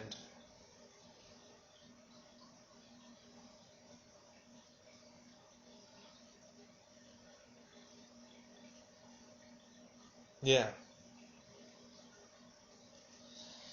it was just not good. I even said, like, look, it's not the correct thing to do, if I remember correctly. It was it's 2 years ago now, basically. Not two, but over a year now. And, I don't, even back then I didn't have the greatest memory. Cannabis was flowing, other drugs were flowing that I didn't even know that were being given to me. Like, that's the thing, I asked for something, I have no idea what they gave me. I really don't. Like, just because somebody took my urine at the ER and it did a false positive or positive for amphetamines does not mean that I knew what type, does not mean that I know what other things they were giving me. I didn't know. And that's one of the things that I literally have to say to them and anybody else. Just let me, like, the 4-ACO DMT, I know that. I can be prepared for it. I don't have the, the whole, psyche of, is this real? Is this not real? Is it the supplements? Did they really do this? Did they not do this? Is it all in my head? What, I don't have the confusion anymore. I have this is this. I can use it this way. I know, at the very least, what to expect in general. Therefore, I'm good on that, and I don't need to worry about, all of the other things, which will ultimately cause more problems. If you don't know you're being drugged and you get drugged, you have exasperated symptoms. Exasperated meaning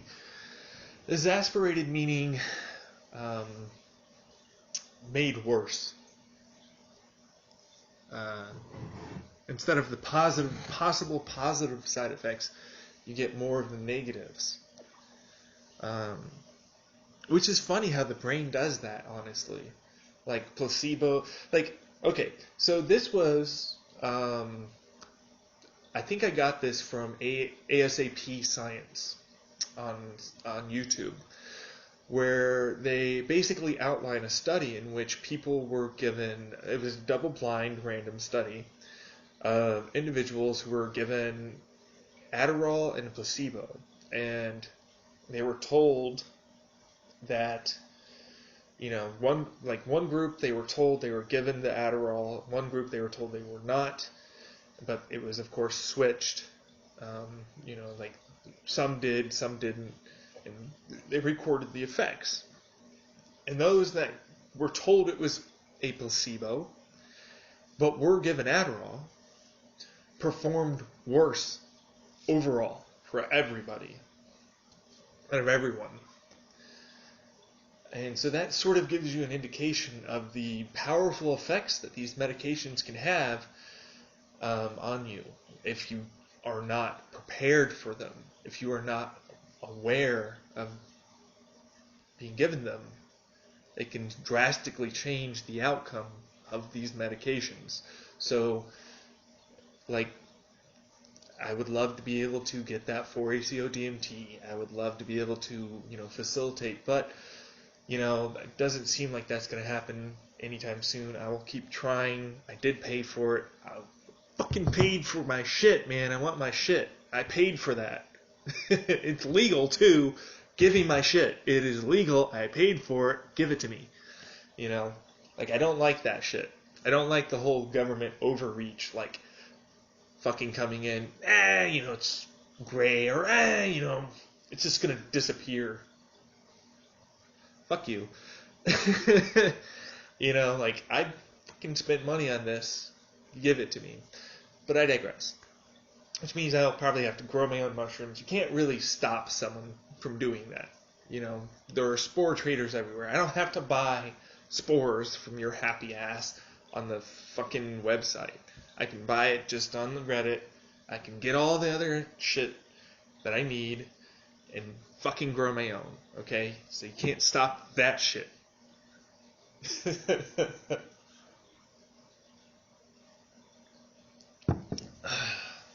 And you're going to see me rise way faster with that. Or you'll see me, basically do similar stuff, but have general better outlook on life. Hopefully. I mean, the thing is, for me, I imagine even the bad trips could be cathartic in a way. In that they could help reveal a lot of these really bad things that are going on in my head. And I might be able to interpret them. But when you're doing it, you're doing that, basically. That's what you're doing. Like once you're in, you're in. You're along for the ride until it stops. And that's the scary part, That's the real scary part. So, I just hope that when I do grow my mushrooms that they won't be bad, I understand that my first flush could probably be good, but I don't have a pressure cooker. Thinking about using the Instapot, but there are also other methods that just take longer, which I don't like. I want everything to just, I just want it done and done and done, and just like cooking, you set it up, you do this, there are a lot of recipes where it's literally you just set it up, you make it all, you prepare it, and then you cook it, and then you're done, right? That's it. And then there are also other recipes where you prepare, you do this, you set it aside, you let it do, so there's just general differences to everything, I think. But I'm getting my medicine, motherfucker. That is good shit, I bet, for me. I can no longer sit back and allow myself to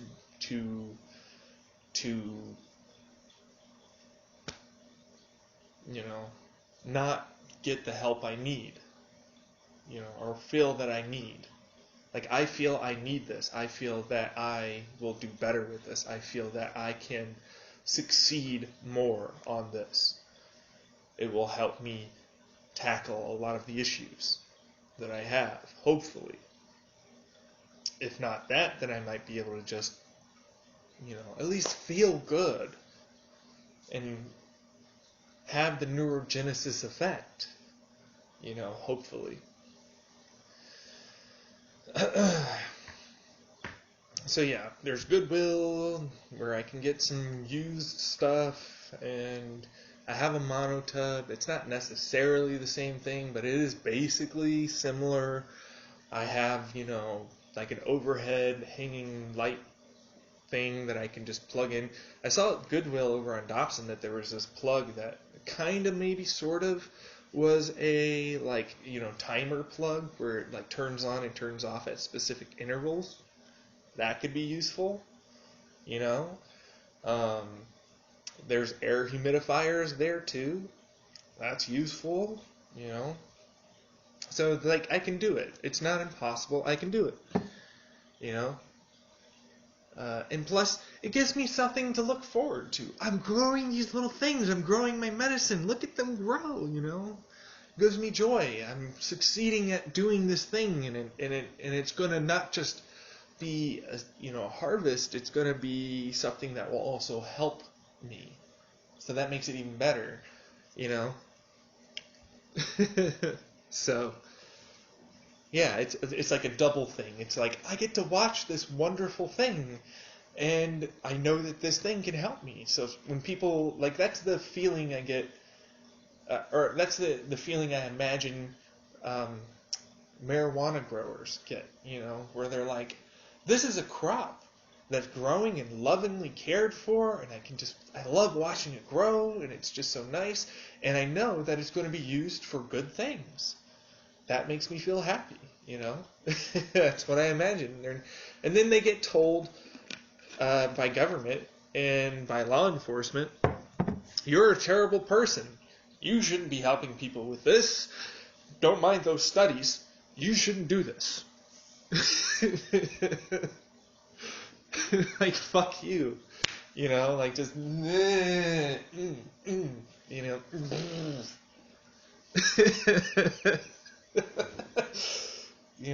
like these people are trying to help others. These are not trying to hurt.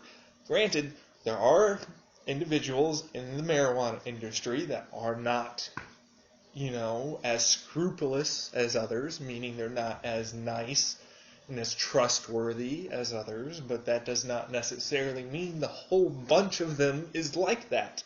The vast majority of people just want to help. They don't want to, hurt others. So,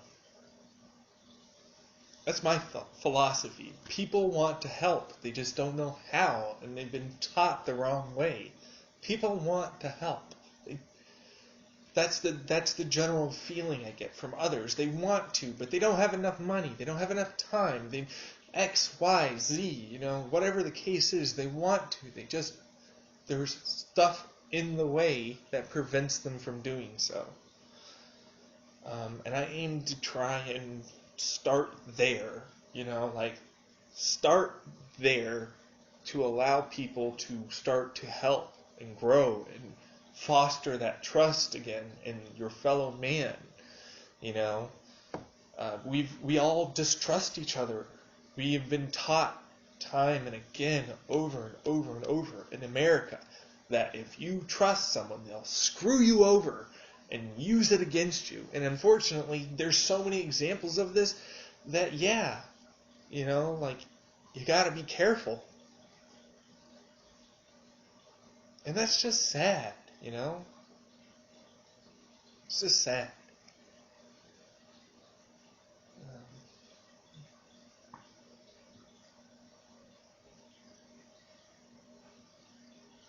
So that's my plan.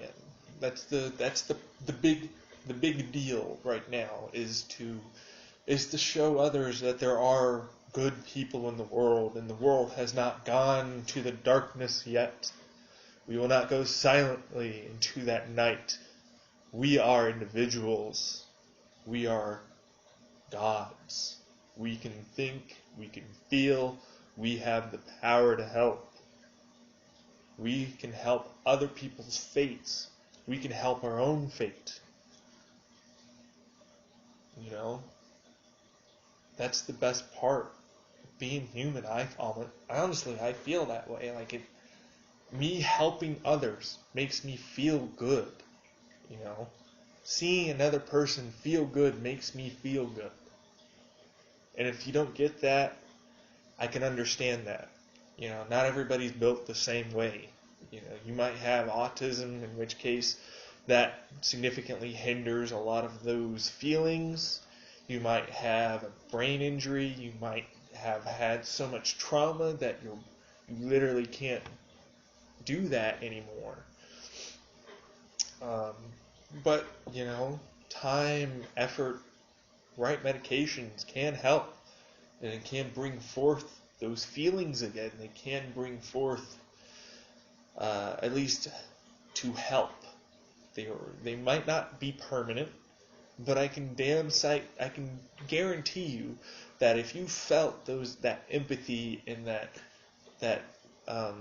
those feelings of innate goodness, and trusting and love.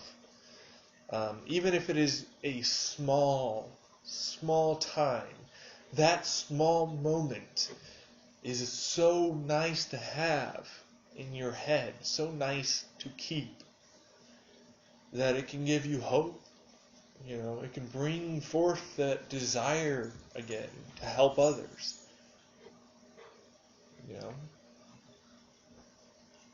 And come back. Did you want to go outside? Oh, that's not right. Oof, oof, oof. No? No. Okay. He was like, I thought about it. I was going to hang out there. But as soon as you got up, I didn't really want to go out. I just wanted you to get up. Fucking cats, man. Sneaky fucks.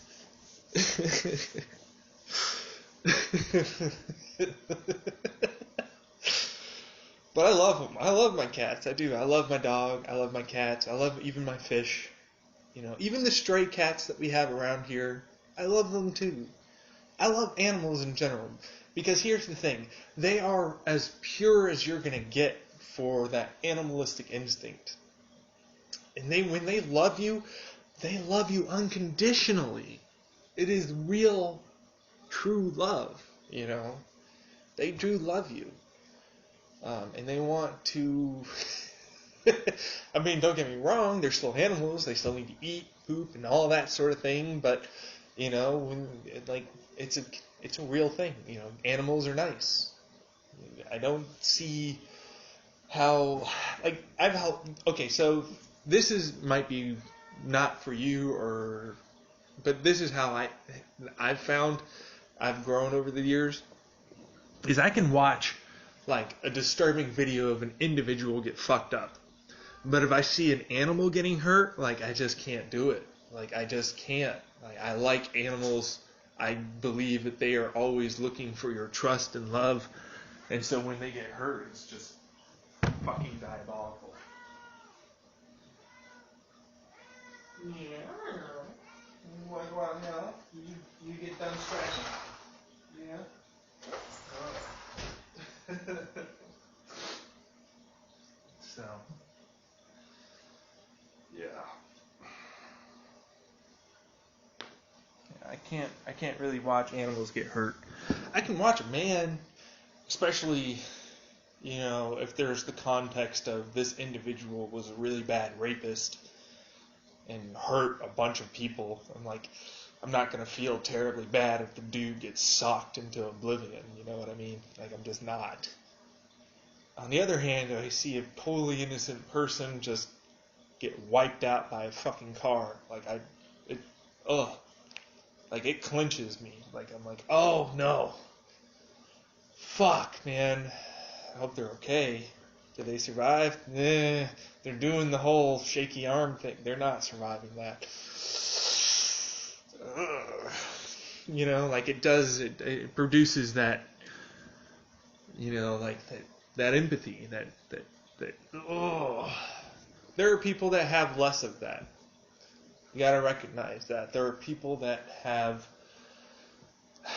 truthfully, they have those genetics, they have that being raised up a certain way, and they have the desensitization over time because they expose themselves to it, and they don't have that same empathy and connection to it anymore,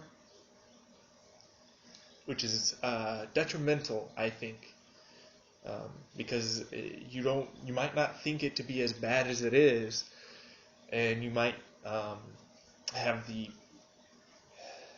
wrong emotional reaction, the incorrect emotional reaction. Not wrong, just the incorrect emotional reaction. You can see someone getting hurt, and you might laugh your ass off because this individual is hurting themselves. And sometimes that's nervousness. Don't get me wrong, there are those nervous giggles. And sometimes it is kind of funny. That is a case for some things. But more often than not, it's a usually disturbed individual doing disturbing things that, that you're laughing at. Like those kids where this guy just slowly walks into the water. They were high on marijuana. Like, fuck you. It wasn't the marijuana. You're just terrible individuals. Okay. Wind that back. I don't know what situations you were in, but you're really not acting the right way. Okay? It's real shitty for you to be laughing at an individual slowly killing themselves. Okay? It's not cool. At least in my opinion. I don't think that's cool. So, yeah.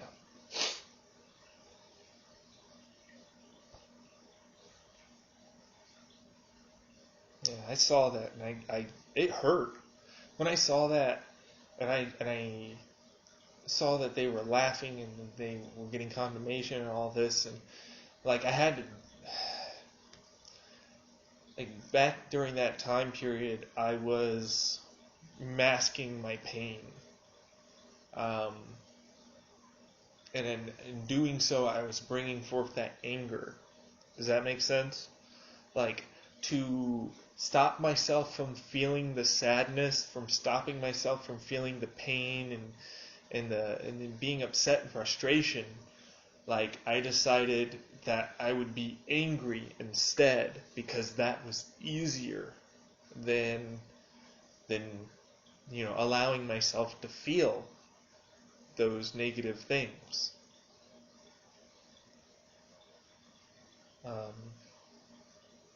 And so I just kept getting angrier and angrier. It just wasn't good. It never was good. Just, yeah. And so I do hope that this helps you here, please. Please listen at least a little bit to some of my examples of how I fucked up, and hopefully you don't follow in those footsteps. If I can do one thing, it's to make sure that the next generation doesn't have to go through all the pain and anguish I had to just to figure out some of these things that I did. They didn't have to hurt all these other individuals and then afterwards feel, and have that remorse and that regret, because they're terrible feelings. They're absolutely terrible. They're right, though. I'll say they're the correct emotions for what I fucking did. Remorse, regret, ashamed, so many just stuff that I haven't felt since I was told by my mother and my father, everybody else, you're a terrible person. And I first started out with therapy because that's where my self-worth was. I'm horrible. I don't deserve anything. I should die. So on and so on. But I was too afraid to even try and kill myself, truthfully. I was too afraid. So I was like, I'm just going to waste away until somehow I die. Either heart attack, stroke, whatever the fuck it was. I just waste away until I die. Luckily, over time, Ernie really helped me with that. He really did. They allowed me to start seeing, some of these things that were said and how they weren't true. Looking back into the past and, why was it that I did these things? What was causing me to act out? What was causing me to feel this way? And process that stuff to be able to get back some of that self-worth that I lost thanks to my family and the situations that I created for myself therein. And so when I when I bring this up, it's not because, oh, he knows the plays, he's trying to manipulate things. It's like, no, I'm just processing the information. I'm going back, I'm going over it, and I'm realizing, like, this is why I did this, and these are, clearly it wasn't right, but, this is why I did that, and I was doing these things, and, it doesn't excuse my actions in any way, shape, or form. But if you don't look back and reflect and learn what the problem was, you're bound to repeat it again. Just it might not be that exact situation, but it could be something else that ultimately boils over into something similar. So you have to really, like, I felt like I really need to just look back and ask myself, like, why did I do the things I did? Why did I feel the way I did? Why is, this situation? And so that's really like the first step for me to becoming able to grow, I think. And it took a lot, and I mean a lot, of therapy. I was in therapy for 6-7 years with Ernie. Yeah. Once a week, 6 to 7 years with Ernie. So therapy can take a while, depending on how bad, you got fucked up in the head. It takes a while. And not all therapy is created equally, and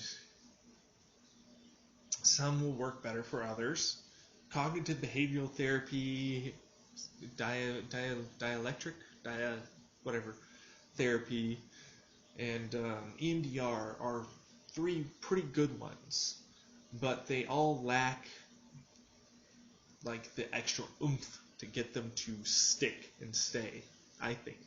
Like that's where I feel that psychologists, therapists, counselors in general will hopefully take up the new mantle of becoming essentially a shaman.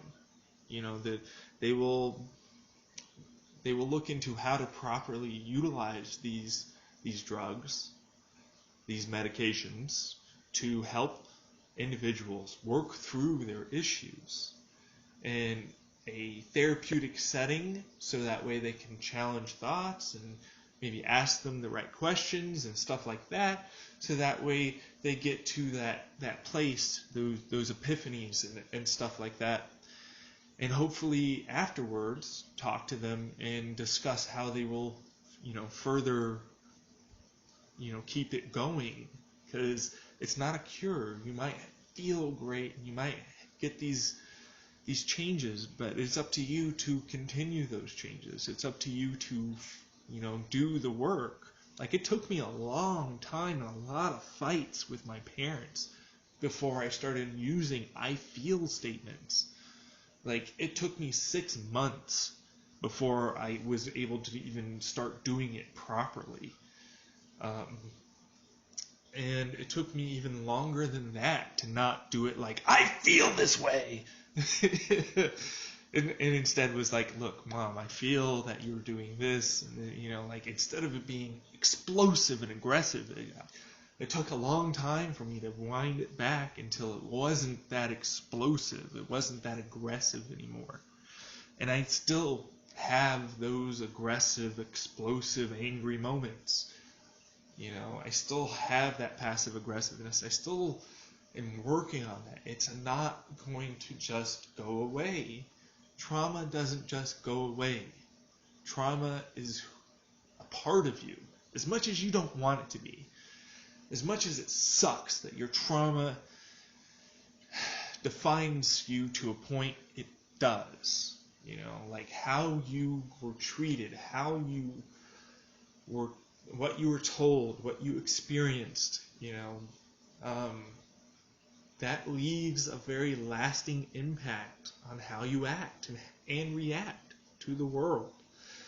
And it's not just psychological, there are physiological changes in your brain and body that help to facilitate even more negative things. So it's almost like a double-edged sword. Like, bad diet, you're not sleeping right, you're not doing, like basic self-care, and then of course, fucker over here, you're a terrible person, you're not doing enough, and they just keep stabbing and stabbing. And it, of course, causes problems. It's not good. And so, and it's a great way to get rid of a person's self-esteem and self-worth. It really is. And it's terrible because parents do it, I think, because they think they're helping, but in reality, they're just not helping. It's not helpful at all for someone to speak that way to another individual. You wouldn't go up to your boss and speak that way, would you? Try and talk to your child almost as if you're talking to your boss or an equal. This is an individual. They have thoughts, feelings, and emotions too. What you do severely affects them. And they're trusting everything that they are to you. They are your only source. You are their only source of trust and love. And if you fuck with that, it just fucks the whole system up. It really does. It just screws everything up. But it doesn't make you... your actions might be bad, but you have good intentions behind them. Usually, hopefully. If you are just an asshole that's just like, yeah, that fucker is the worst and I just want to hurt my own child, you don't deserve to have a child. You deserve to be in prison. Okay? If you think that that's okay, then no. No. And if you don't learn the lesson, it's just not good. So, and unfortunately, there are actually a lot more parents than you would really want that are like that really do not care about their child, and they really do want to hurt them because it makes them feel better and more powerful, and control over at least one thing in their life. And it doesn't do anything but further the cycle of abuse. Because that child's going to grow up unloved, unwanted, low self-esteem, violent, angry. No direction, no purpose, angry at the world and what it's doing to it, because it's always that world. Because clearly these parents and these authority figures, they're after me and they're causing me these problems, and obviously they're wrong and I'm right, and it just grows, and then that person becomes something that just isn't right. It's just not right. That person is a beautiful, loving, capable individual that has the ability to do amazing things, and you fucked it up. You fucked it up.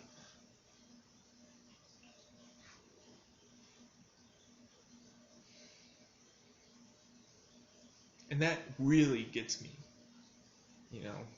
because even though I'm doing okay, I'm getting better, I'm growing, that individual is going to get incarcerated. They're going to hurt others. They're going to do more problems, and they're not going to get help.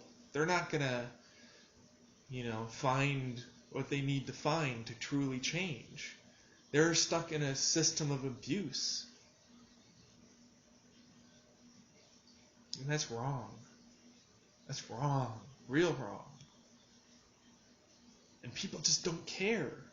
Like, I see these Republicans, and they're like, they got messed up with drugs. Clearly, they're the worst. They're worthless because they have this problem. What? So you got rid of the entire person and basically treated them as an object at this point, only good for scorn. That's basically what they've been treated their entire life. That's not helping. That's not doing the right thing, in my mind. That's just perpetuating the cycle. You know? That isn't to say that they're in the right. If an individual's stealing and they're doing and they're hurting and they're all this stuff, it doesn't mean what they're doing is right. By any means whatsoever. But there's a reason for it, and they can get help, and they can start to get better, and they can grow again. But the system that is supposed to help them is extremely religious. It's extremely stupid. Like the 12-step program or Narcotics Anonymous or any of that shit is shit. It can help a few individuals, but it's shit. It's not really helping. It's basically telling them to be guilty and ashamed of what they did, and to basically say that they were always wrong, and no matter what, like, it's just not conducive. It's oftentimes more of a real ritualistic aspect to getting help. Real help involves going to the individual and having them see why it is that they're addicted to this, and then going over to their actions with no judgment. No judgment. I don't care if they fucking raped and murdered someone. All right? Like, if they're probably in jail, hopefully, if that's the case. But if they're not and they want to make amends and all this, hopefully they'll turn themselves in. But no judgment. Listen to them. Allow them to speak with how they feel about it. Allow them to show their side of the story, and then hopefully you can challenge some of those thoughts, some of those actions. You can that's cognitive behavioral therapy. Basically, it's basically trying to reframe it, trying to help them see the other side of things. That's all it really is. And hopefully over time they realize their actions were not right, and they realize why they were doing those actions, and hopefully with the right medications and the right therapy and the people around them helping bring them together, it really solidifies the no longer that need for this substance. They don't need this substance anymore because they're getting fulfillment elsewhere in their life. That's usually the end step of 12-step program is, to build all this to have a different fulfilling life elsewhere that doesn't need this substance, and I'm not saying that they can ever go back to it, but I feel like that these individuals could not just learn what they're doing wrong and why they're doing it, and try and help themselves get better. But I've found that when people follow this route, there's less of this need for this substance. They don't feel this need. Like when I was in 2017, I had this need. I just needed cannabis. I just had to have it. It was and anybody that wasn't gonna give it to me was bad. And that's an addiction right there. Straight up. I was using it to cope with a terrible life. And really bad stress and everything else. And it was a bad way to cope. It was a good medicine, but it was a bad way to cope.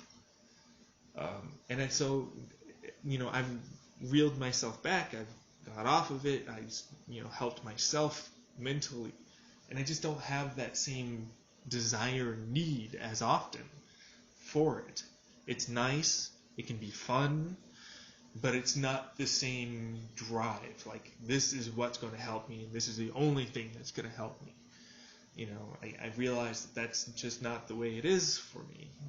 I wouldn't say I'm addicted anymore, any more than anything else in my life. Like, I can stop coffee anytime I want. I don't want to because it's good for you. It lessens cancer, increases energy. It has a lot of stuff that's good about it. And I use it, and when you use it appropriately, a regular cup of coffee or 3 in the morning, you know, you have your bowel movement, you have your energy, you have your, you know, you got your get up and go, and it's fine. And so yes, if you use and don't abuse the substance, it's helpful. And that's across any medication. Almost all substances can be a medication when applied appropriately. That's one of the reasons why I feel like everything should be legalized. I'm not saying that everything should be over the counter. What I'm saying is it should be open to study. It should be open to medicinal value under specific circumstances that can help those individuals for that problem. Methamphetamine is actually a great example, even though I don't like this substance. It is helpful to some individuals, short-term and even long-term, but only when used appropriately. If you abuse it, it just doesn't help, you know? And so the same with opioids. We have a massive crisis with opioids, but they're being abused. There are individuals that genuinely need this drug and that are not abusing it. They are addicted because, you know, it has the physical addictive properties to it, but they do not take too much. They do not skip doses. They use it appropriately, and therefore, you know, it helps them. You know, those are the great examples of drugs can be good and bad. They're not all bad. Even some of the worst drugs can somehow, or will be able to facilitate helping people in the right way. And that's why I feel like they should be all legalized, not all over the counter or all available for everybody, right? There needs to be awareness of what this drug does, how it affects you, what the serious consequences are to abusing it, and everything else associated with this. Okay? But just like with psychedelics, they were considered extremely illegal, and they are being legalized in certain states now. People recognize the medicinal value of this drug. Same with cannabis. People recognize that it can help when used appropriately. Now, that isn't to say that there aren't individuals that will utilize it in such a way that is a more recreational side, but that doesn't necessarily mean they're abusing it. It's just they're having a recreational time. You know, they're using it for entertainment. And here's the thing.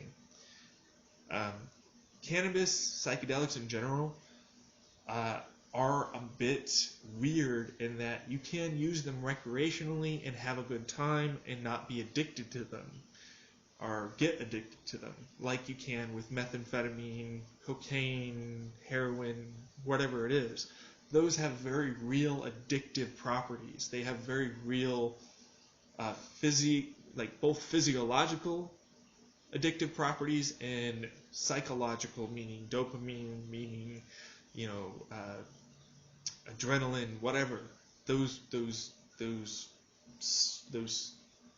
addictive seeking behaviors are grown in them. For psychedelics, cannabis, stuff like that, they're not like that. You know, they don't have that the physical addictiveness to them component, and so they can be, and they don't have the same death. Basically, they don't have the same toxicality to them. You can take a lot of this stuff and be just fine. So it's safer. It's just straight up safer. They are safer drugs than cocaine, heroin, methamphetamine, so on and so on. They are just safer drugs. And the physical profile. Don't fuck around, of course, with psychedelics. If you don't know what you're doing, you will cause PTSD and other psychological problems. That's another way of abusing them. That isn't to say that if you use them properly, you might not have a bad trip. Everybody has their own individual things, okay? But what I'm trying to say is that their safety profile, their ability to be safe is much greater than the current medications that we have. You can still abuse SSRIs, SNRIs. People, I mean, that's the thing. Bupropion has been known to get, crushed up and snorted in prisons because it's like a cocaine, basically, to them. So, yeah, you can abuse anything. But if you give people the knowledge, I feel if you give people the information and knowledge to what these can do to help and hurt, then they'll be much less likely to try and hurt themselves, or be much less likely to attempt to use these drugs in a bad manner. Most people do not start seeking a drug to hurt themselves.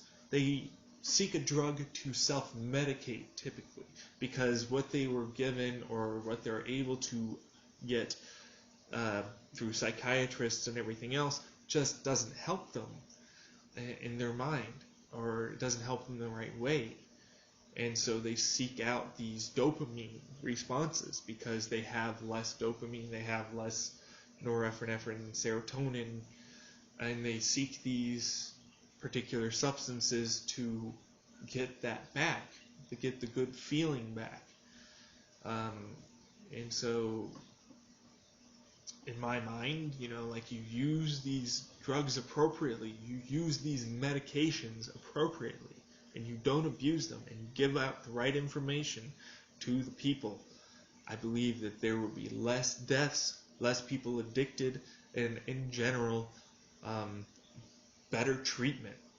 People will be more likely and willing to try treatment, which would be a great thing, don't you think? To be able to be treated, not as an animal that's off the rocker, when you go to mental health facilities, you feel like a caged animal, and you're this horrible thing, and these people are just looking at you and controlling you to direct around this thing, and it just doesn't feel nice to me. And when I was in with Peanut and everything else, that particular facility was really not nice. Staff was really not nice. And that's just, that just hurts.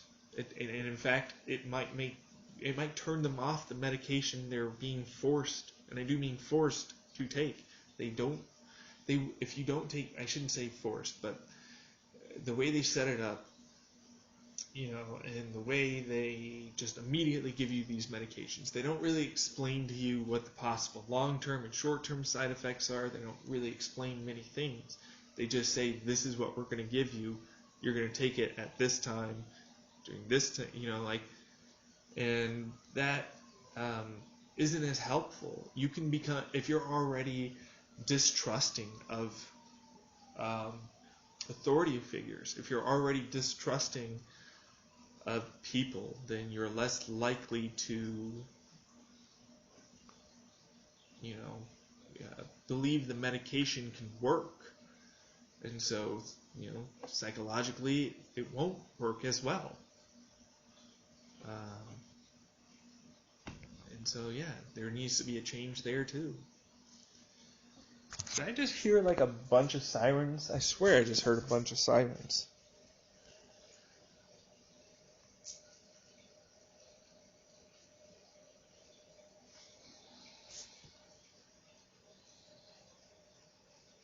Yep. What's going on out there? Let me go look.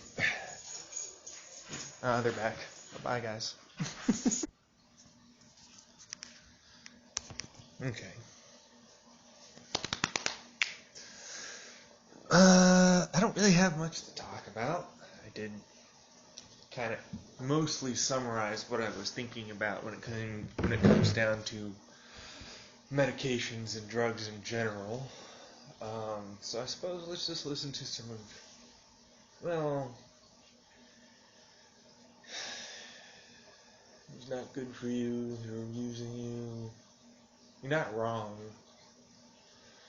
They did literally use my practically everything, almost all my ideas. Even a lot of the shitty, crazy ones they ended up fucking using. That I don't get. Like, that one I didn't understand. Like, clearly that this is, like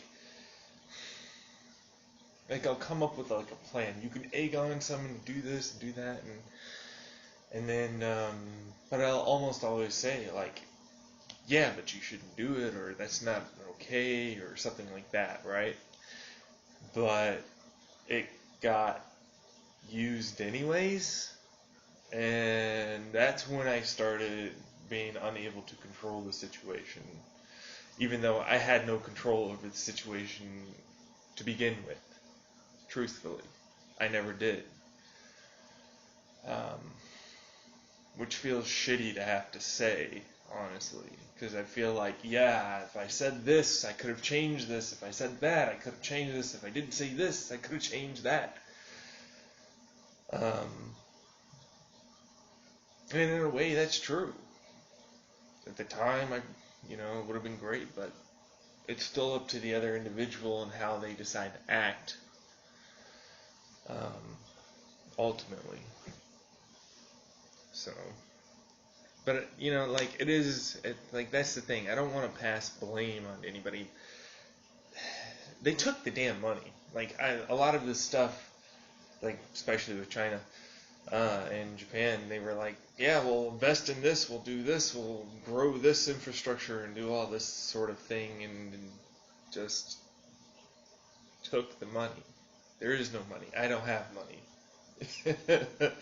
So you're messing with a fucking broke-ass motherfucker, alright?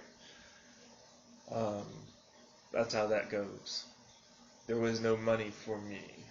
They took it all. They used my ideas, my thoughts, and marketed it, and all of that. So, and I have no proof, because at the time I wasn't recording anything, but I was being recorded by individuals. So, yeah, I'm a bit upset about that still. A bit upset about that. But ultimately, they got away with it. Ultimately, that's how that goes. Sometimes you just gotta learn to roll with the punches of life. So they came up and used that and made it great and did all these things. Whatever. Doesn't mean I'm out of ideas. Doesn't mean I can't do what I want to do. Just means I can't talk or discuss those kinds of things. That's really what it boils down to, because people are greedy,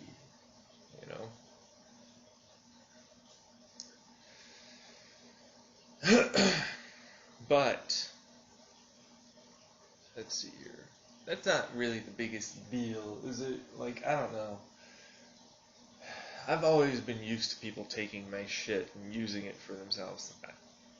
Half my stuff was taken by my fucking sister at one point or another. She usually got the good stuff anyways. You know what? I want to be done talking for a while. But I feel like I always need to be talking. Like that, I said, why not both? Vulnerable or clever? It's like, well, it's not, and I'm trying to be vulnerable. I'm not trying to be clever. But if it comes off as clever, then that's what gets interpreted. I'm trying to be as real as possible. You know, I am gonna find somebody eventually. I will. I hope so. God damn. If I can't find one individual in the entirety of the world that might or might not like me for just being me out of 7 point whatever billion people, it's like, that's some pretty shit luck. Well, you have to have it first, because so it'll only be like 3.5 or 3.55 or whatever. I know, Brainiac. But then you also have to add in people that are gender fluid and transvestites and everything else. So what does that ultimately end up? That's about 10% and 10% and 10%. And then you knock off this and it's like, so you're just not going to be with those people. It's like, I just don't personally prefer that. That's just, I'm not comfortable with it. If you happen to hate me because of that, it's not because I hate you or think you're less than or anything like that. It's just not for me. It's as simple as that. And I'd like it if you were, like, there's a huge thing where transvestites will not, or male to female or female to male will not disclose their actual, past. And I have to say that can be detrimental to it. If you want to continue living like a woman, that's fine, but there are a lot of stigma, there's a lot of things, and you want to make sure you're comfortable with the person. So them knowing both your past and who you want to be is extremely important to have a good relationship in that regard. You should never, I think, try and lie and try and hide that thing. You shouldn't have to hide something from your partner like that, to feel comfortable in a relationship, in my mind. It just breeds distrust. You never know how that person will react if they find out, and so on and so on. Those are my 2 cents on it. So to me, it's a better idea to talk about it beforehand, get it out of the way. If they're comfortable, they're comfortable. If they're not, they weren't meant for you. They just weren't meant for you. That's as simple as that. There are other people out there that will be more understanding, and you will get a proper relationship out of the situation. You will feel loved. You will feel fulfilled. That's what you need. You don't need to be constantly looking over your own self to make sure you always, appear or feel a certain way. So that's me. Yeah.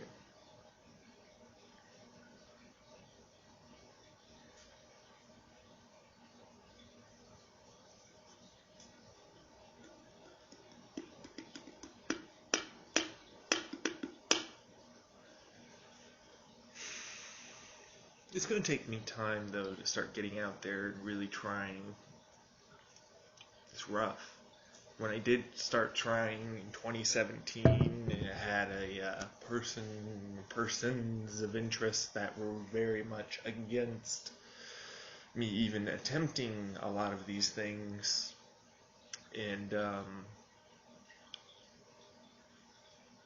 well, they kind of hurt my chances. They kind of also created problems for me to doing that. And, yeah, it kind of made me not want to do it anymore.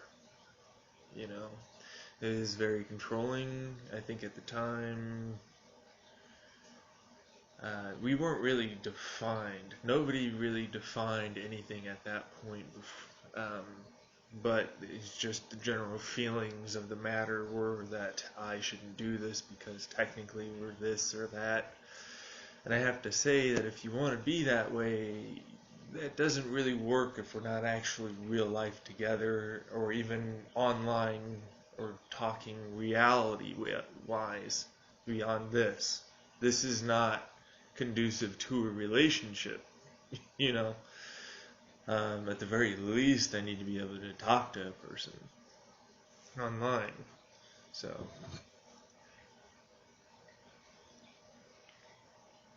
yeah.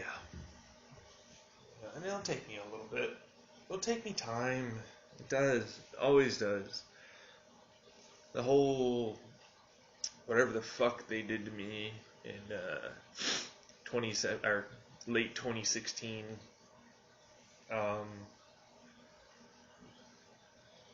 Took me until like March, and I had a lot more cannabis back then, which was helping to restart a lot of those old neurological pathways.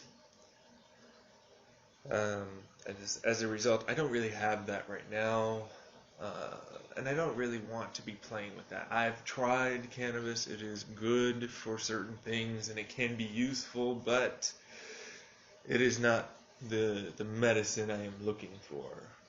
It is a good medicine. It helps with a lot. I personally view it more like caffeine. You know, it can be useful therapeutically. It has lots of benefits with THC, CBD, CBN, CBG, so many of these other cannabinoids. And that's good. And it's very healthy. But, you know, it's not helping me reach the places I need to get in here, you know, like, not like it was. You know, it just doesn't seem to affect me the same way. I don't know, maybe after this tea break and I go back to it, maybe I'll be able to, and you guys actually let me have real THC versus the CBD that everybody wants to keep giving me in concentrates, which is real annoying, by the way. I digress. You know, maybe it'll help facilitate through meditation and other stuff. But that's, you know, neither here nor there. It's all just a tool. Like for me, these are just tools to get better, and then I won't need to use them once I can set up and I'm done. You know, maybe every once in a while to basically keep things maintenanced and whatnot. But right now, I'm in triage mode. I am in figuring out what works, what doesn't work, what needs to be gotten rid of, what needs to be added, you know, what's good, what's bad, all this stuff. I'm just trying to figure me out as a person again, because, you know, like I've suffered quite a bit of a crisis of morality, crisis of conscience. It really fucked with me doing what I did, and I mean, yeah, it fucked with a lot of people, but you know, I wasn't in the right place, and I fucked with myself, and so I lost sight of who I am as a person, who I am as an individual without this, without my parents, without anything. Like, scrap it all. Who am I? Get rid of everything, get rid of all the identities, all the placeholders, the labels, the hobbies, everything. Boil it down. Who are you as a person? Who do you feel like you should be? You know, and that's tough. It's real tough. Some people, they get it real fast. I'm not one of those persons, because, like, I've spent so much time trying to see things from the other side of view that things get murky, you know. Stuff can get spongy, you know. Like, the exceptions to the rules, the, you know, toning down of emotions towards certain things, the, you know, that sort of thing really kind of, you know, really changes things.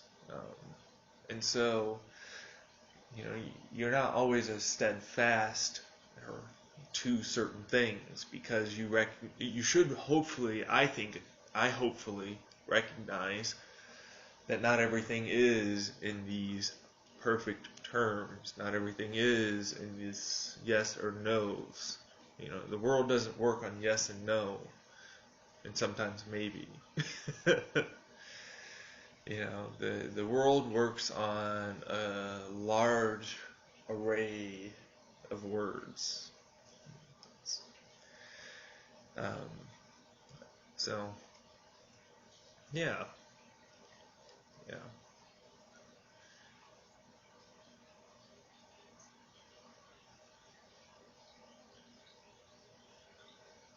I mean, like I don't want to say the words "I love you" in the context of like lifelike, because I'm just not at that point. I don't know who you are. I am going to be looking for you or whoever is out there for me. And should things happen, should we decide to bring in others, that's up to us if that were to be determined or anything like that. Alright, I'm not looking for, like I said this earlier, but I'm not looking, like I've never been in a relationship before in my life, like an actual relationship. Um, you don't just jump into that saying, I'm going to be in a harem, right? Like that's just not going to be a thing. You're going to, like, to me, it feels much more realistic to be like, can I make this my first ever relationship even work? Can I even, be a good enough person to this person to have this be a thing? Can we work things out? Are we able to, try? Are we able to communicate? Are we able to function together? Do we love each other? Do we want to help each other? These are the questions that I get in my head. Like, will I be good enough? I don't know. What does good enough mean? Is it you? Is it them? Is it a combination? I'm very not versed in the way of relationships. I have seen so many different things play out in them that, like, I can say that from my observations, this is starting to happen. I've seen these examples with this outcome, and very, very similar to you, and so that might be a thing, and so I suggest, hey, don't do this, and maybe work on that, but ultimately it's up to them, and sometimes people just aren't compatible, you know what I mean? Like, some things you just can't make work, and that's, like, you still have feelings for the person, but it's just not viable, and that sucks, I think. It's like, because you got this time, effort, and energy, and you do have that feeling, but there's no foom. There's no actual chemical reaction happening. It's like you got all the ingredients, you put the burner on, and nothing happens. um, And sometimes that's just life, Now, granted, I don't know anything about us, or this, or the numerous people that are watching. I don't. I don't know. I don't remember, quite frankly, who I was talking to, what I was trying to do, and all of this sort of thing. I really don't remember too well. It's not really an excuse. Or even an explanation as to, because they're obviously, yeah, right. Like, you got drunk and you hit on my friend. I'm like, yeah, I probably did do that at some point. I probably did. Yeah.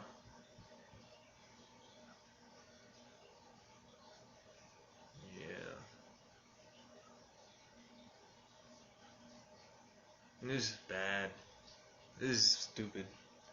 I mean, like, I can't remember it, but I, like, have the vague, like, feeling that I did do that. Um, Scumbag move, man. Scumbag move. It's shitty.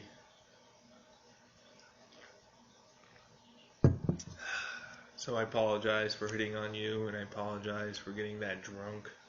I'm a person that when I drink to get drunk. I don't drink to have a good time.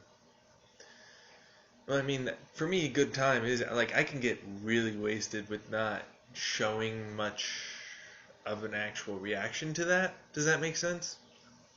Because I'm a big guy, and it takes a lot for anything to happen. Um, and so for me, it's just one of those things where I drink to get the effect. I don't drink to because it tastes good or like I'm gonna feel good or any medicinal effects or anything like that.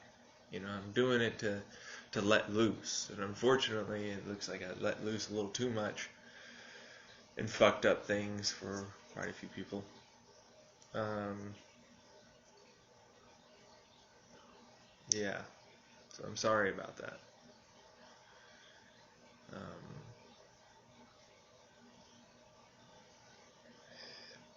I think I tried to explain it away too.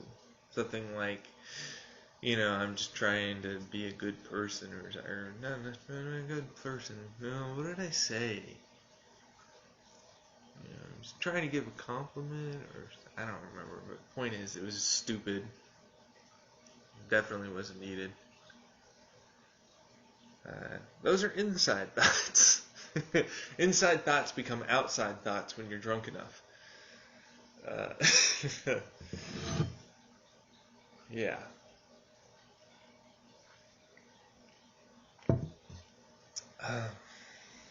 So there's that.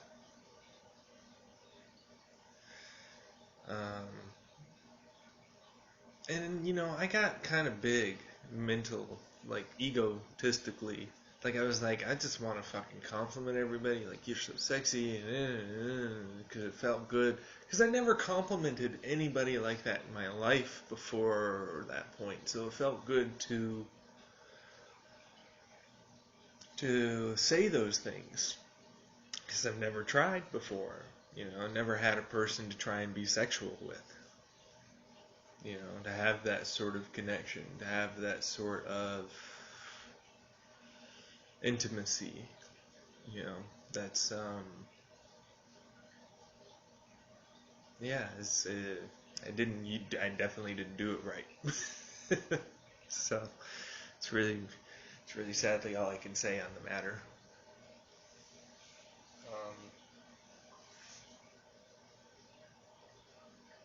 It's going to take me some time. It's going to take me some time. And as you can see, I don't really drink that much. I do from time to time, but it's really like once a month now, even less than that sometimes. Truthfully, drinking is not fun to me. It's like, well, obviously, because you don't drink like you should. Like, there's no part of putting the poison of alcohol in your body that is the right way. you know, um, it's a poison. It's like you're either trying to get the effect or you're trying to get, you're trying to get a specific effect. I think. I think. Personally, I'm not a fan of alcohol anymore. So didn't really mean to hit on anybody. I did though, so I'm sorry. Kind of hit on way too many people. It's not good. Yeah.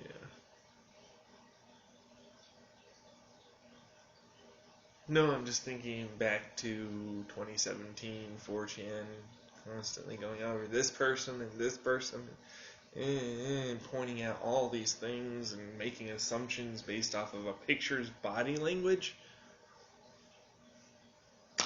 Ooh.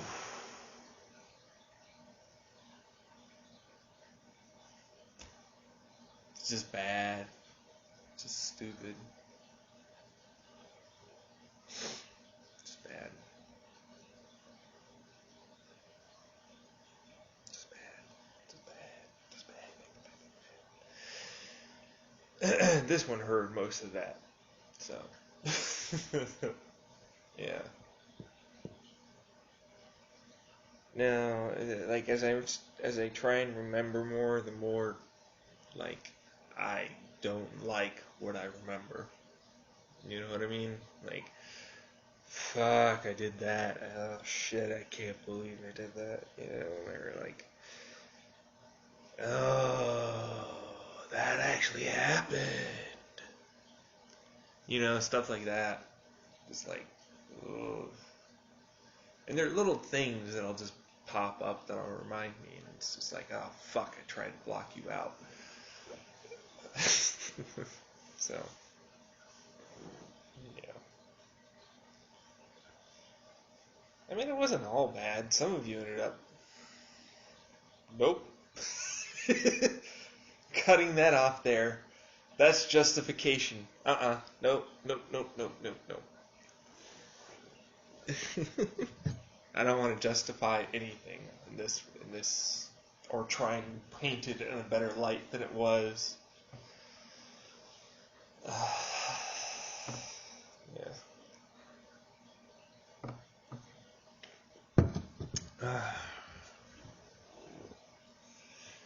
So, you can call us exes, you can call us friends, you can call whatever. I don't really have anything that I want to particularly put a label on this outside of what? I don't know. I really don't. If it comes to me, I will tell you just in such a brilliant fashion. You will be incredibly happy with this new. I'm trying to do like a French Trump. It's very difficult.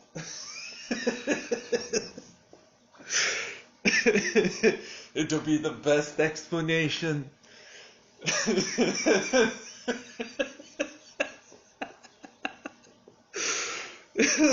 Because Trump, his obnoxiousness would go so well with a French accent, don't you think?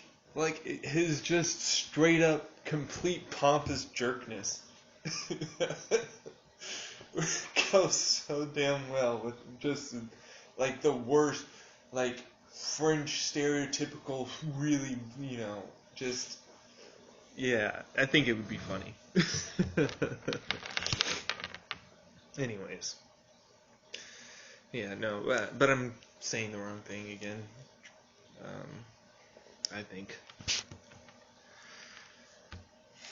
So yes, I don't know what to put together in this label of us. I really don't.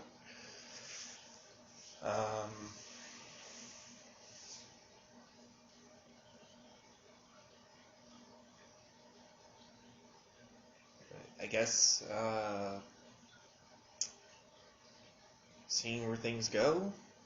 Does that sound good enough? Like, there's a lot of people here. We're all trying to do something together. I don't really want to create some sort of group name or label or anything, because first off, as soon as you do that, the government loves to track down everybody. As soon as you have a secret society's name that isn't powerful enough, it's like the Illuminati. Definitely a secret society. How much they control stuff remains to be seen, but they do control some things. So be careful with that, and yeah, they are in the pocket of a lot of different organizations and of course the government. But if you want to work behind the scenes, you kind of can't have more or less a name to it all.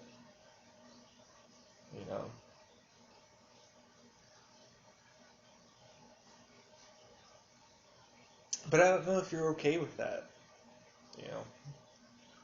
And do you want a label? Do you want something out of this? Like, what do you want from me? Like, I know you want my love, but I don't even have enough love to give to myself right now. I know you want me to get better. I thank you for that, because I definitely want you guys to get better too.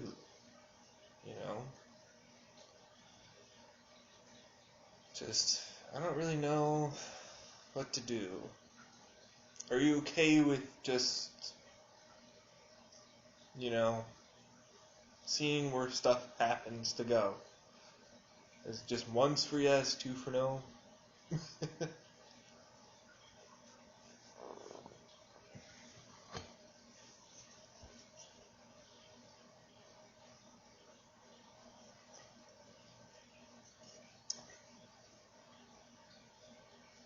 Anyways.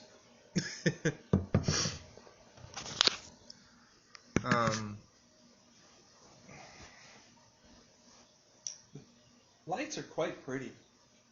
Gotta say. It's nice to watch them.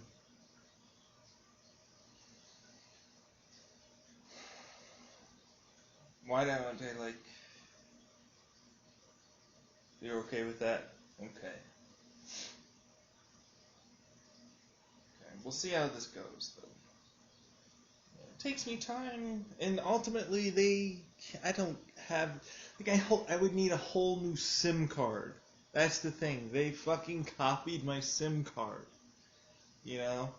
Like, there's no way they're not getting into my shit. So, yeah. That's just gonna be the way it is. It's like, don't tell them secrets. I'm like, it's not really even a secret. I'm sure they've suspected basically the same thing. It's not a terrible, grand, sudden realization. So, yeah.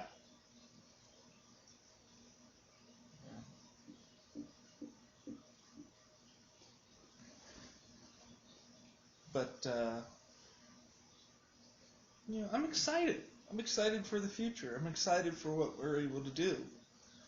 We already stopped a few things recently. I mean, hell, that whole White House incident with the guy trying to go and blow it up, distracting people. That was good. Granted, I did at one point come up with a very similar idea, so that leads me to believe that somebody got a hold of that and started telling people, and they fucking gave it to the wrong... See, that's the thing. Like, you can come up with an idea, and you might not execute it, but then you give it to the right person who's just crazy enough to think that it's good, then it becomes a problem. Stop putting ideas into people that are weak. Don't do that. Stop. That's one of the reasons why I just straight up stopped talking. It wasn't me ignoring anybody. It was because, like, these ideas that I came up with would suddenly show up, and these people would get hurt. And I would get so angry and upset and sad, and it would make me feel like I was the one that did this, that this was my fault.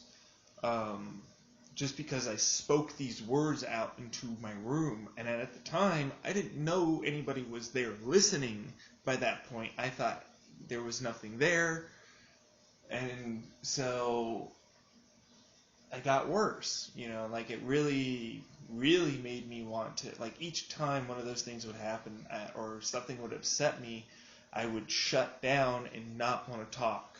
I would not, and then people would constantly bug me, talk, why aren't you talking, and that's the reason why, because this fucking thing kept happening. These people kept using either, like, a song, or, like, I would sing a whole song, or I would do a whole, story for a TV show, or I would, this crazy act, for, like, creating money, or doing this to do this, or whatever it was. And then it would happen, and then I'd get upset, and I just couldn't, it would literally make me shut down and not want to talk. It wasn't me trying to abuse anybody. It wasn't me trying to hurt anybody as far as I knew. It was just me trying not to have those bad things happen. anymore. That's all it was. It wasn't me trying to manipulate the situation. I couldn't handle the idea that somebody fucking did that, you know? And it upset me, and yeah, so I lashed out even more, made even more things, and you know, what was worse about it was that the people would egg me on. They would continuously, like, try and get me to come up with other shit, you know? And like, oh, you're not talking anymore, so we're gonna, like, you know, play this or say this thing, and why aren't you saying that? And then I'd blow up, and I'd just go off. And so, you know, that was not good. It just wasn't good.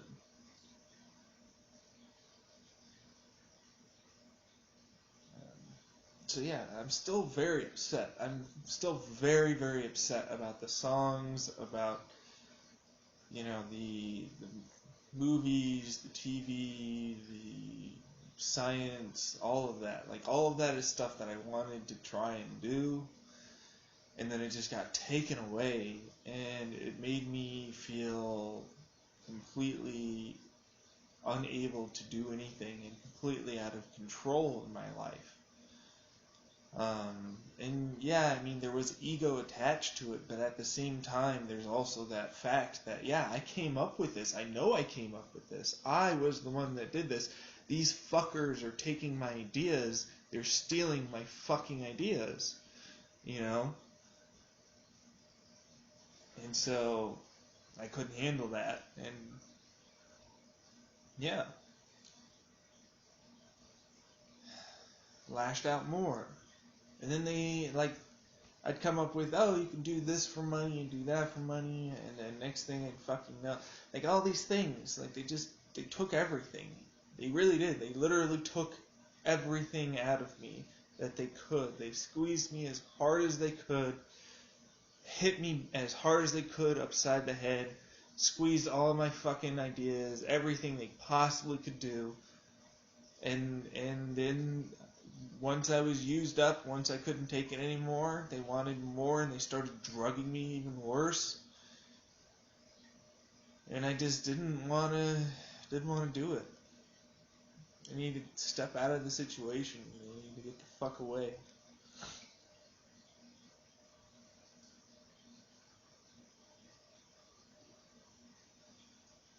So that's how that went, in my perspective. You know, there are multimillionaires right now that literally made their fucking millions off of songs I wrote. Or, well, sang. Seriously, no joke.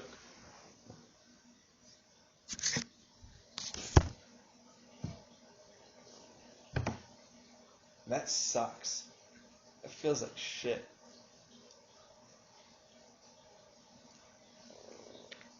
Of course, the sharks will say, well, you know, that's what they do. They just take and they eat and they run with it.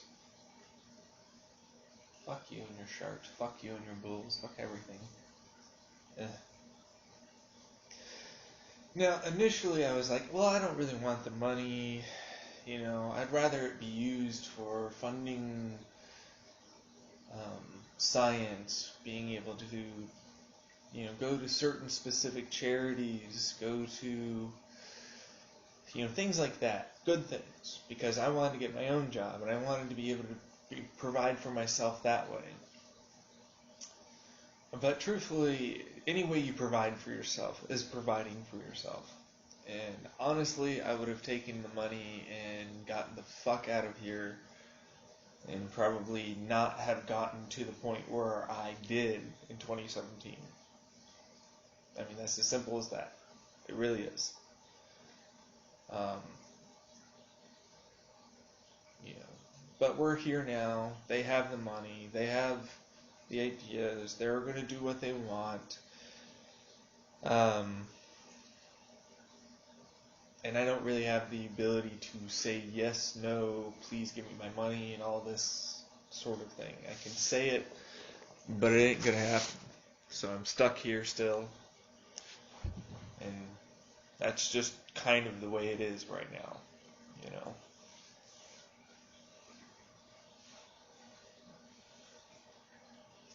You know, I still want to get a job. I still want to build up my own experience, get my own money, save up, invest in hobbies, try and create more in that way. And then, you know, and that's the thing. Like, there are a lot of different ways you can make money. You don't just, you know, you can use your job if you have a small amount of extra instead of spending it. If you don't have a particular form of entertainment or something, you can save that money and learn to invest in certain things, or um, utilize it towards more of a fund for like a company possibly in the future that you may want to create, or whatever it is. Like, the options are there and the opportunity is still there for you. And so, like, for me and how creative I am, I know I am. Like, no fucking joke, I know I'm creative. That's something I won't let people try and put me down for. Now, I might be insanely creative, but I'm still creative. um, I know I can turn money into profit. I know I can make things happen. I know I can sell people, and I fucking know, without a shadow of doubt in my mind, that I can build and get better. You know? The fact that's really going for me is the fact that I'm because I'm a good-looking white boy. Seriously. A good-looking, tall, white person. You know, straight up, I have more opportunities than the average individual, and so therefore I can use that to some degree. I have a magnetic personality. I know how to talk when I'm, you know, confident about what I'm talking about. However, once I get into past this, you know, like, I'm comfortable, I trust things, I know that it's just a camera, it's just that, but as soon as I get in front of another individual, it's a little different, and when I get into many individuals, it's a lot different. You know, there's a big difference between a person in front of you and a person that's behind a camera, you know. A camera can be sort of, you know, a camera, that's all you're looking at. But when you get the real-time information, the body language, the crowd, all of that, it changes things. It really does. Yeah, it really changes how you end up doing that. And I need to speak on. I need to work on speaking. I need to be, you know, like, and that's kind of not what I want to do, really. You know, like, I have other aspirations. I don't really want to lead the nation to a better tomorrow. You know, that's not really what I want to do with my life. Alexandria Cortez, fucking go with her. Perfect candidate in the future. Whatever. Like, what about her 70% tax rate and all this? Like, first off, you got to get to $10 fucking million. $10 million. Like, that's a lot. You're a multi-millionaire. Like, that affects a very small percentage of people. It really does. And even then, like, you can always just argue, look, well, why don't we fix the loopholes? Why don't we set regulations? Why don't we, you know, create, like, the environment in which there aren't these tax havens for companies anymore? You know, like, if you do that alone, that brings in a large amount of revenue once more. These evasions, there's almost no taxes. Get rid of subsidizing oil, get rid of subsidizing coal and gas and these fossil fuels. You know, like, it's like you get a large amount of money back once you do that. You know. Like, that can be used on anything. Like, that would be going towards a surplus right off the bat. You know what I mean? It's just one of those things. You know, it's possible to make this work without having to resort to that. You know, if you do make that money and you worked your ass off and, you know, you think it's unfair, Well, does your company pay proper taxes? I bet yours does. But as soon as you get to corporations that are as large as Walmart or anything like that, it's not the same. They take millions, hundreds of millions, and they keep it. And it's a rat race to find the best accountants and lawyers to figure out all the little loopholes that can possibly be done. It's absurd how they're able to get away with it. And so, if you wanted to fund certain things, right there is your answer to getting some of that money back to fund some of that, thing. So if you don't want to tax those rich people,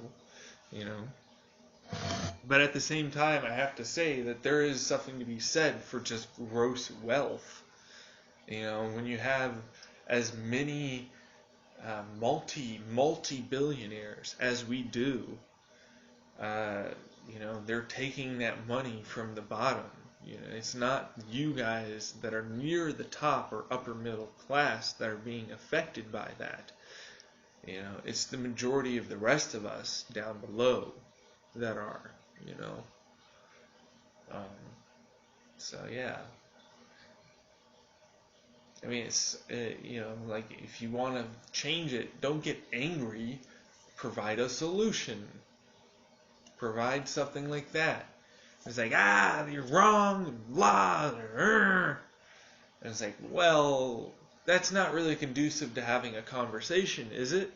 What if you go, well, I don't quite agree with your opinion. Here's my take on the matter, and here's what maybe we could do instead.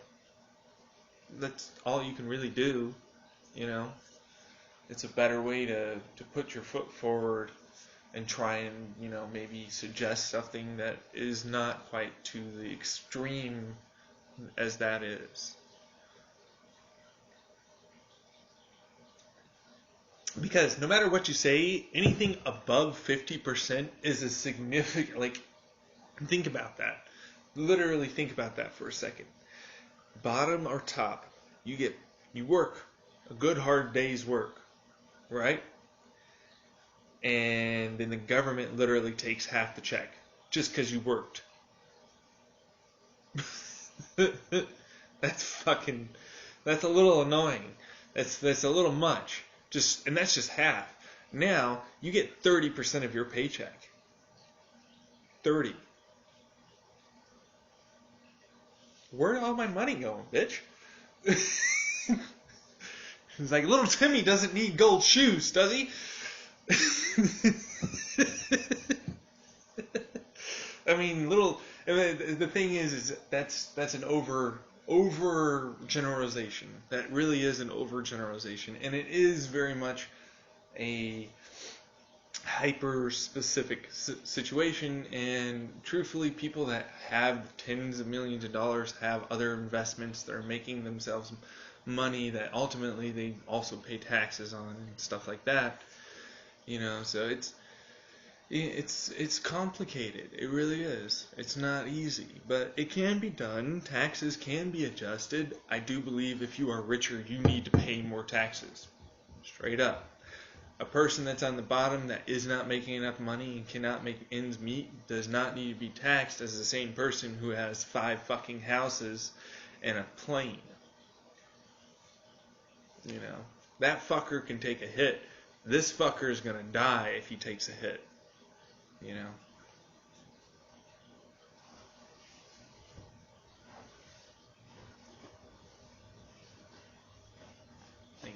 And it's basic humanity. It's like put it this way. You are obligated to help your fellow man. Now, you might not directly be helping them, but with this is a way for them to be helped. That is my philosophy. Everybody is obligated to help and partake in the love and humanity of the world. You are not, it's human to want to help. So to these people that are so greedy to not even think that they need to help at all is wrong to me. You know, that just doesn't work in my mind. You know, and that's unfortunately what most corporations are. They're very, very greedy individuals. I say individuals because they got the rights of individuals now, corporations, those fuckers. I don't know how they pulled that off. I really don't know how they pulled that off. I mean, I know there's court cases and precedent, blah, blah, blah. Yeah. It's just not right to me, like how they fucking did that.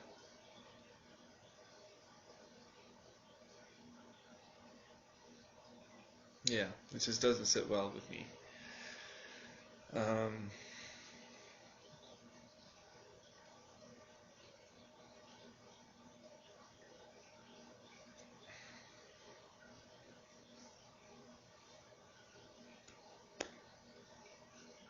What am I thinking about? I kind of want to do something. I want to plan something for the summer.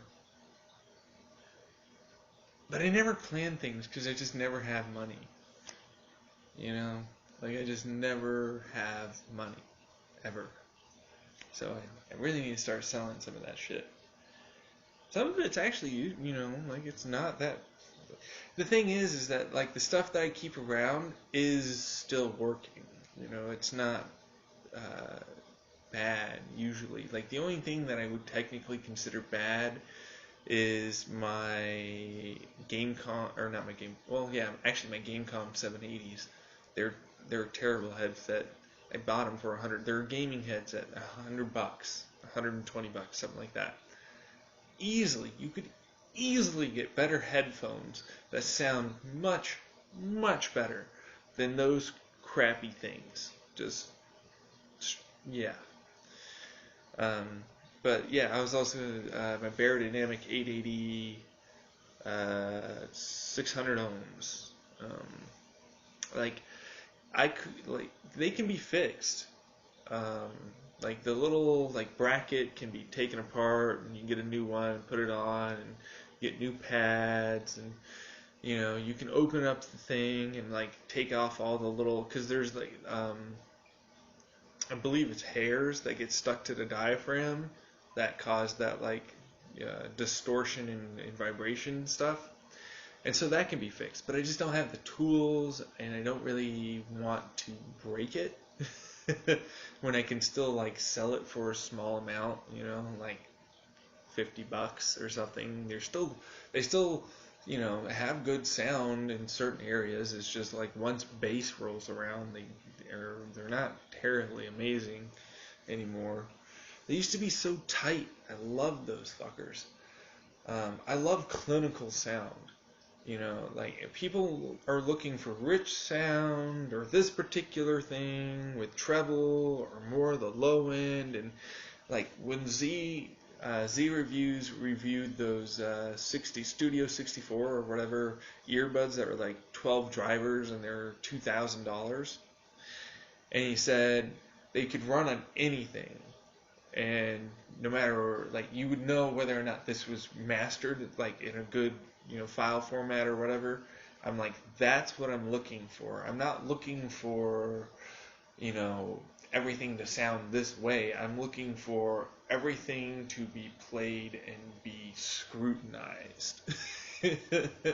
You know, like to the highest degree, because for me that actually helps my hearing out, because typically that type of sound signature is it doesn't muddy up the vocals. It doesn't muddy up and distort the bass, and you know, like everything stays tight and controlled in a way that I am able to hear better, basically.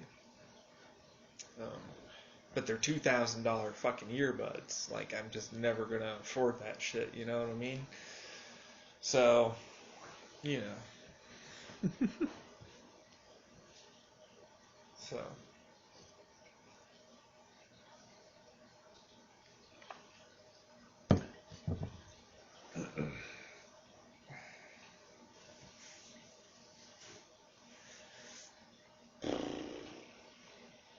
do I want to get away from this? Truthfully, do I? Yeah. I mean, yeah, I would love to be able I know that sounds selfish, um, but I feel like you guys are okay without me. Obviously, you were running things, doing fine without me. You know, there was, for a whole 20 of 18, right? You guys fucking rocked it, right? So I feel like, I'm coming into a situation that I don't know anything about anymore. Trying to make amends, more or less, because, well, this one, I don't know if it was you or this one or somebody else, but you kept bugging me to try and talk, and then things kept happening until eventually this is where we're at now. And so, yeah, I would love to be able to sort of just say, I have the woman of my dreams, or whatever. I've got my apartment, I've got all that, and I'm just working to get better. I'm working to get a better job, or I'm working to make this money, I'm working to do whatever it is, so that way I can help and further the cause, that I give myself. But, see, I don't know, like, how does this work if that happens? Unless it's one of you, in which case, then do we just set up at a particular thing? Like, what happens here? That's the weird part for me. Like, how does this situation work? Like, I've been trying to figure it out, and I don't really know. I don't really know. I really don't. They're going to do what they want to do. They're going to continue to listen to me. They don't really. I don't really have a choice in that regard, outside of just not talking or literally leaving my phone away and ignoring the whole situation. It comes down to them. But I need to be able to do my voice, recordings. I need to be able to process things. I need to go through and think, and I need to be able to talk without having to talk to you guys, just by myself, my own thoughts, no judgment, just how I feel about things. It's difficult because obviously there's history. There's a lot of different history. There's a lot of different things that happened.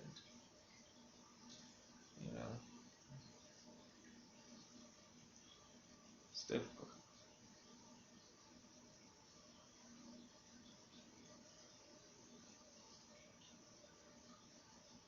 It's just difficult.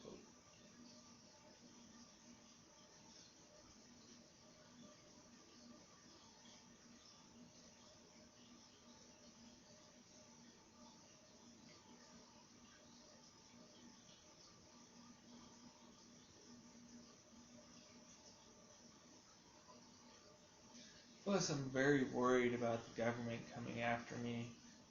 Really don't want to go to jail, personally. But granted, I don't think they can really put me away for anything, as I haven't really done anything. So, yeah. And I don't plan on doing or even suggesting anything anytime soon. It's not really where I'm at. Yeah. I'm the next new Jesus. I am the greatest. I am blah blah blah. Fucking ego. You just need a little ketamine to experience ego death. I'm like, nah, ketamine's for other people. Ketamine scares me. That's an anesthetic. Anesthetics scare me. I'm not saying it's not possible. I'm just saying certain things scare me when it comes down to that. I don't really want to get mixed up with things like that. So yeah.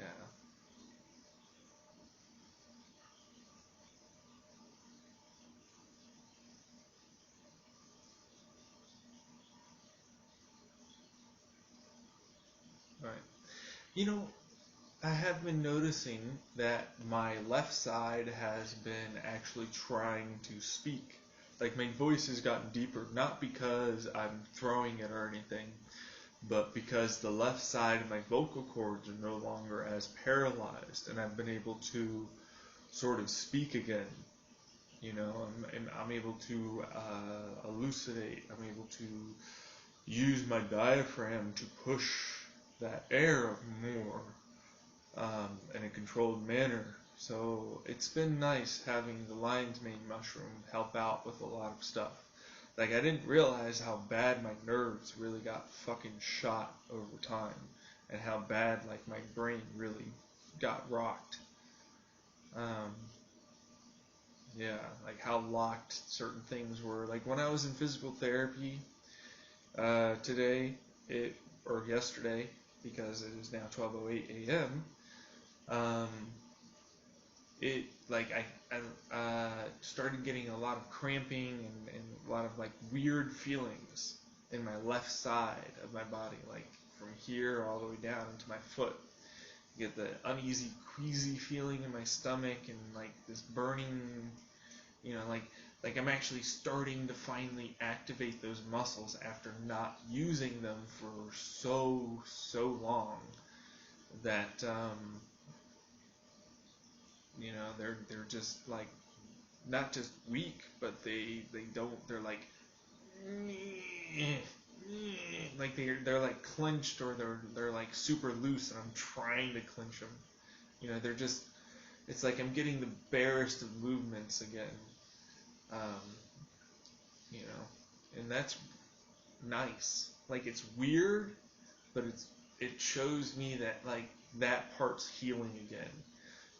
That part's like I'm still slowly getting better, which is nice, which is very nice.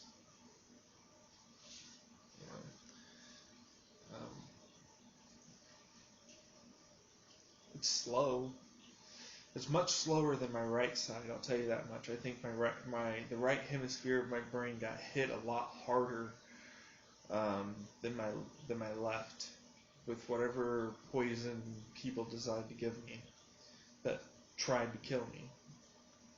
You know, I don't know who, what, where, when, why. That's ultimately, something. Um,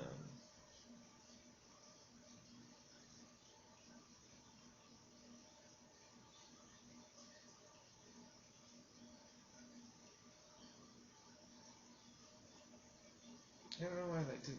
Oh, yeah. So I've also been getting peripheral vision back too. Like noticing, like my left side peripheral vision used to be really bad, and now I can start seeing up without even trying to concentrate till about here.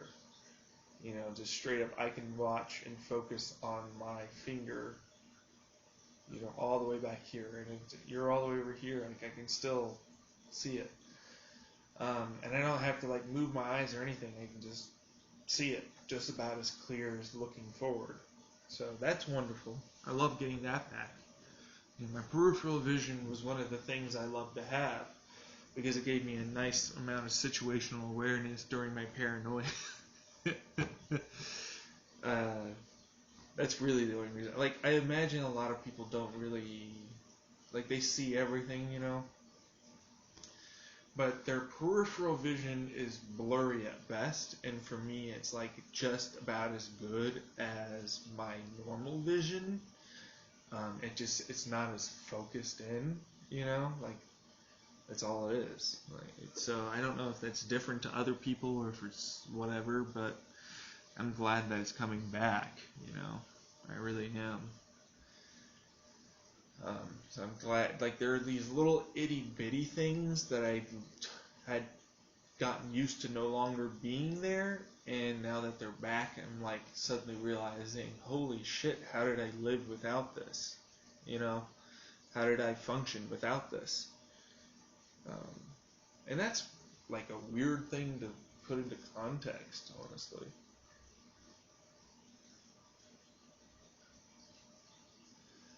So what do I think I should do? Trust in you. That's the truth. You right there. That's you. I'm putting that trust out there. Not asking really for you to trust me though, as I realized that kind of got burnt to a crisp. Pretty bad. Yeah.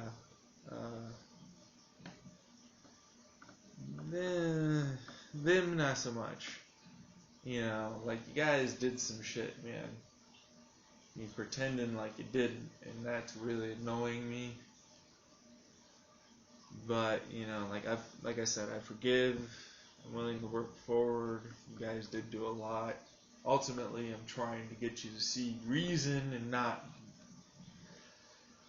destroy everything that you've built. You know. You know. I say you've built because while I provided the ideas, I had no hand in any of it. That's really the saddest part. I wish I had a hand in a lot of this stuff. I really do. I feel like if I knew the actual realities, if I had another person there with me to help me, like it would be something I could do more readily and I'd feel more comfortable with, because it wouldn't be, it wouldn't be me trying to figure everything out by myself. Like I would know at least this knowledge is right. These things are correct to the best of, whatever is capable for information. And, go from there, make decisions from there. That's what I'd rather do. Or maybe not make decisions unless somebody gives me something like that, but perhaps offer advice and suggestions, you know?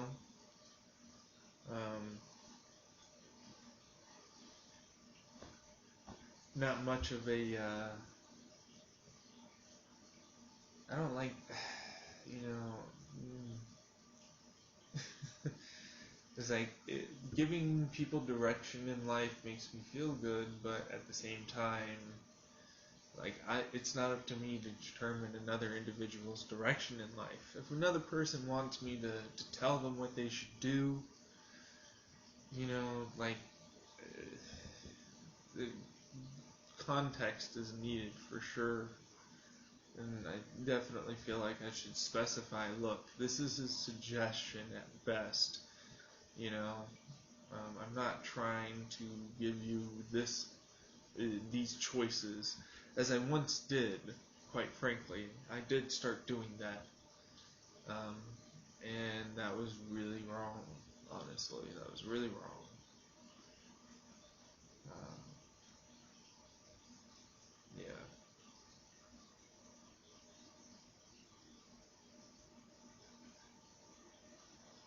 Yes, but you make good decisions. Like, no, I don't. I don't really make good decisions.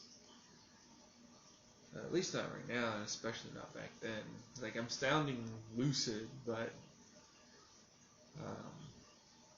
I still have my own issues. I still have to work through my own things, and ultimately, it's not up to me to decide things. That's,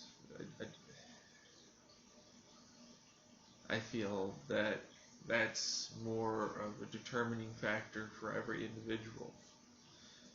I think at best, if I worked my ass off, I might be able to become a guru.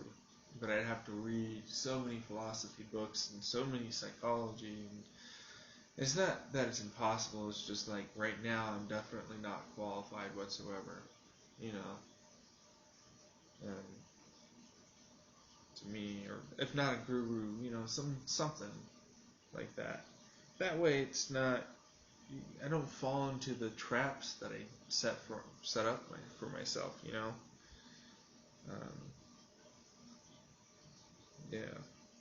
Carmen Sinatra. What you doing? Huh? What you doing? You being a cutie kitty? Yeah. Yeah. You being a cutie? This one's like, all you want is girls. And I'm like, well, um, they're the things I like.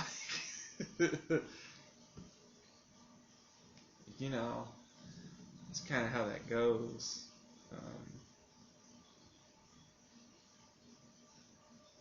Yeah. It's not all I want, though.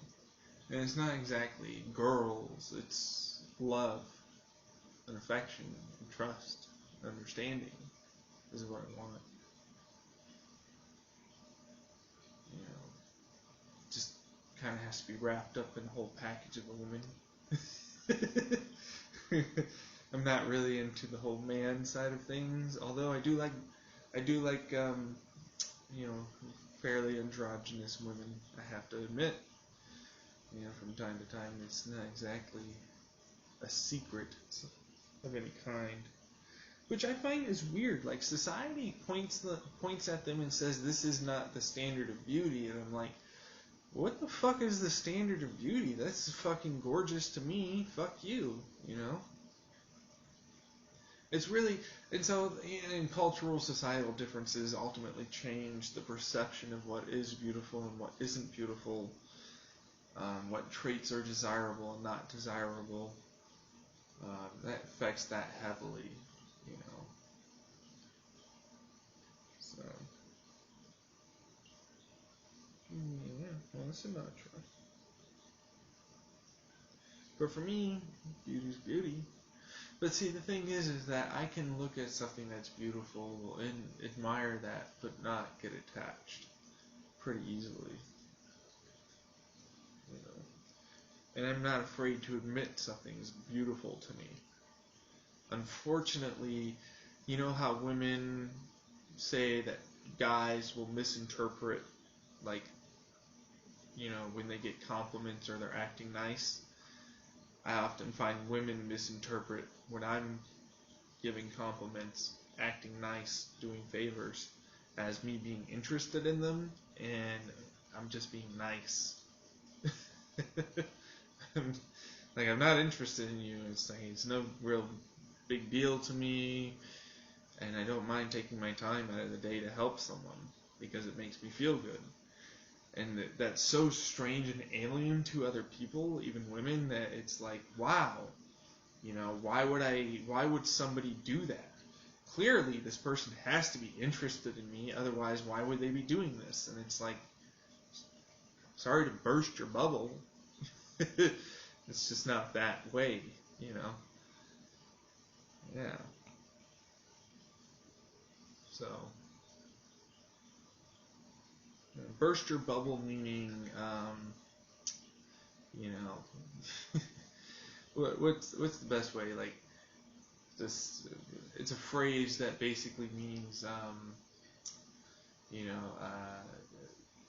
came up with this idea, and I'm shutting it down, kind of, thing. Like, you're assuming that I'm doing this for X reason, and I give you the real reason, and so therefore, hopefully, you no longer believe that original reason and assumption, I assume,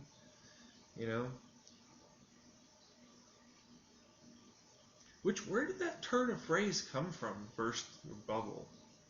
I've heard it many times, but I've never heard the actual, where it came from. The history of the vernacular. I bet you it comes from, that whole Dutch tulip situation, where there was a whole bubble of an economy, and then it burst.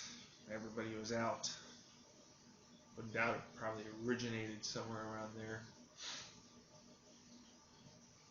But, I don't know. Well, fine. Yeah, should I try? Yeah. You love your little chin scratch, don't you? Yes, you do. Yeah, you're such a fluffy kitty. Yeah. Oh.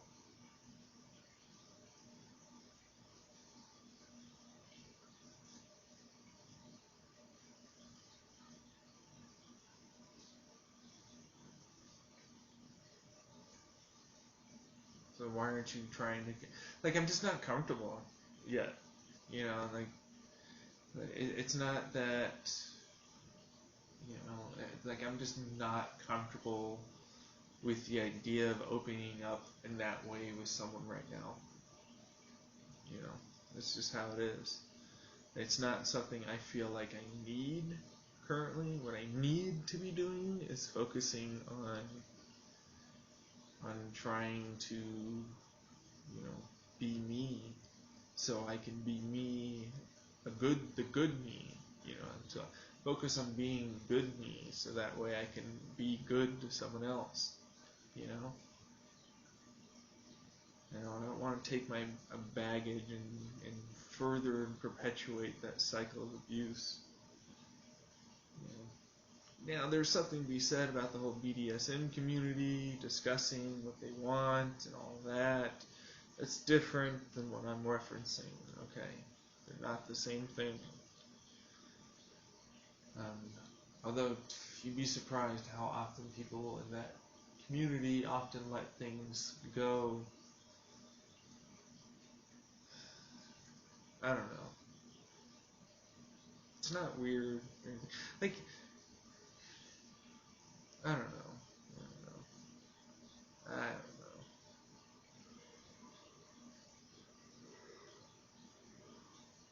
don't know. That's the quantity kicking in. I think I should just listen to music, scroll around and Reddit for a while. I'm kind of done talking. I don't really want to talk. You know, I'd rather listen right now. So, if you don't mind, I'm gonna move there, Sinatra. You wanna try and lay down here? Let me just do this and pause this.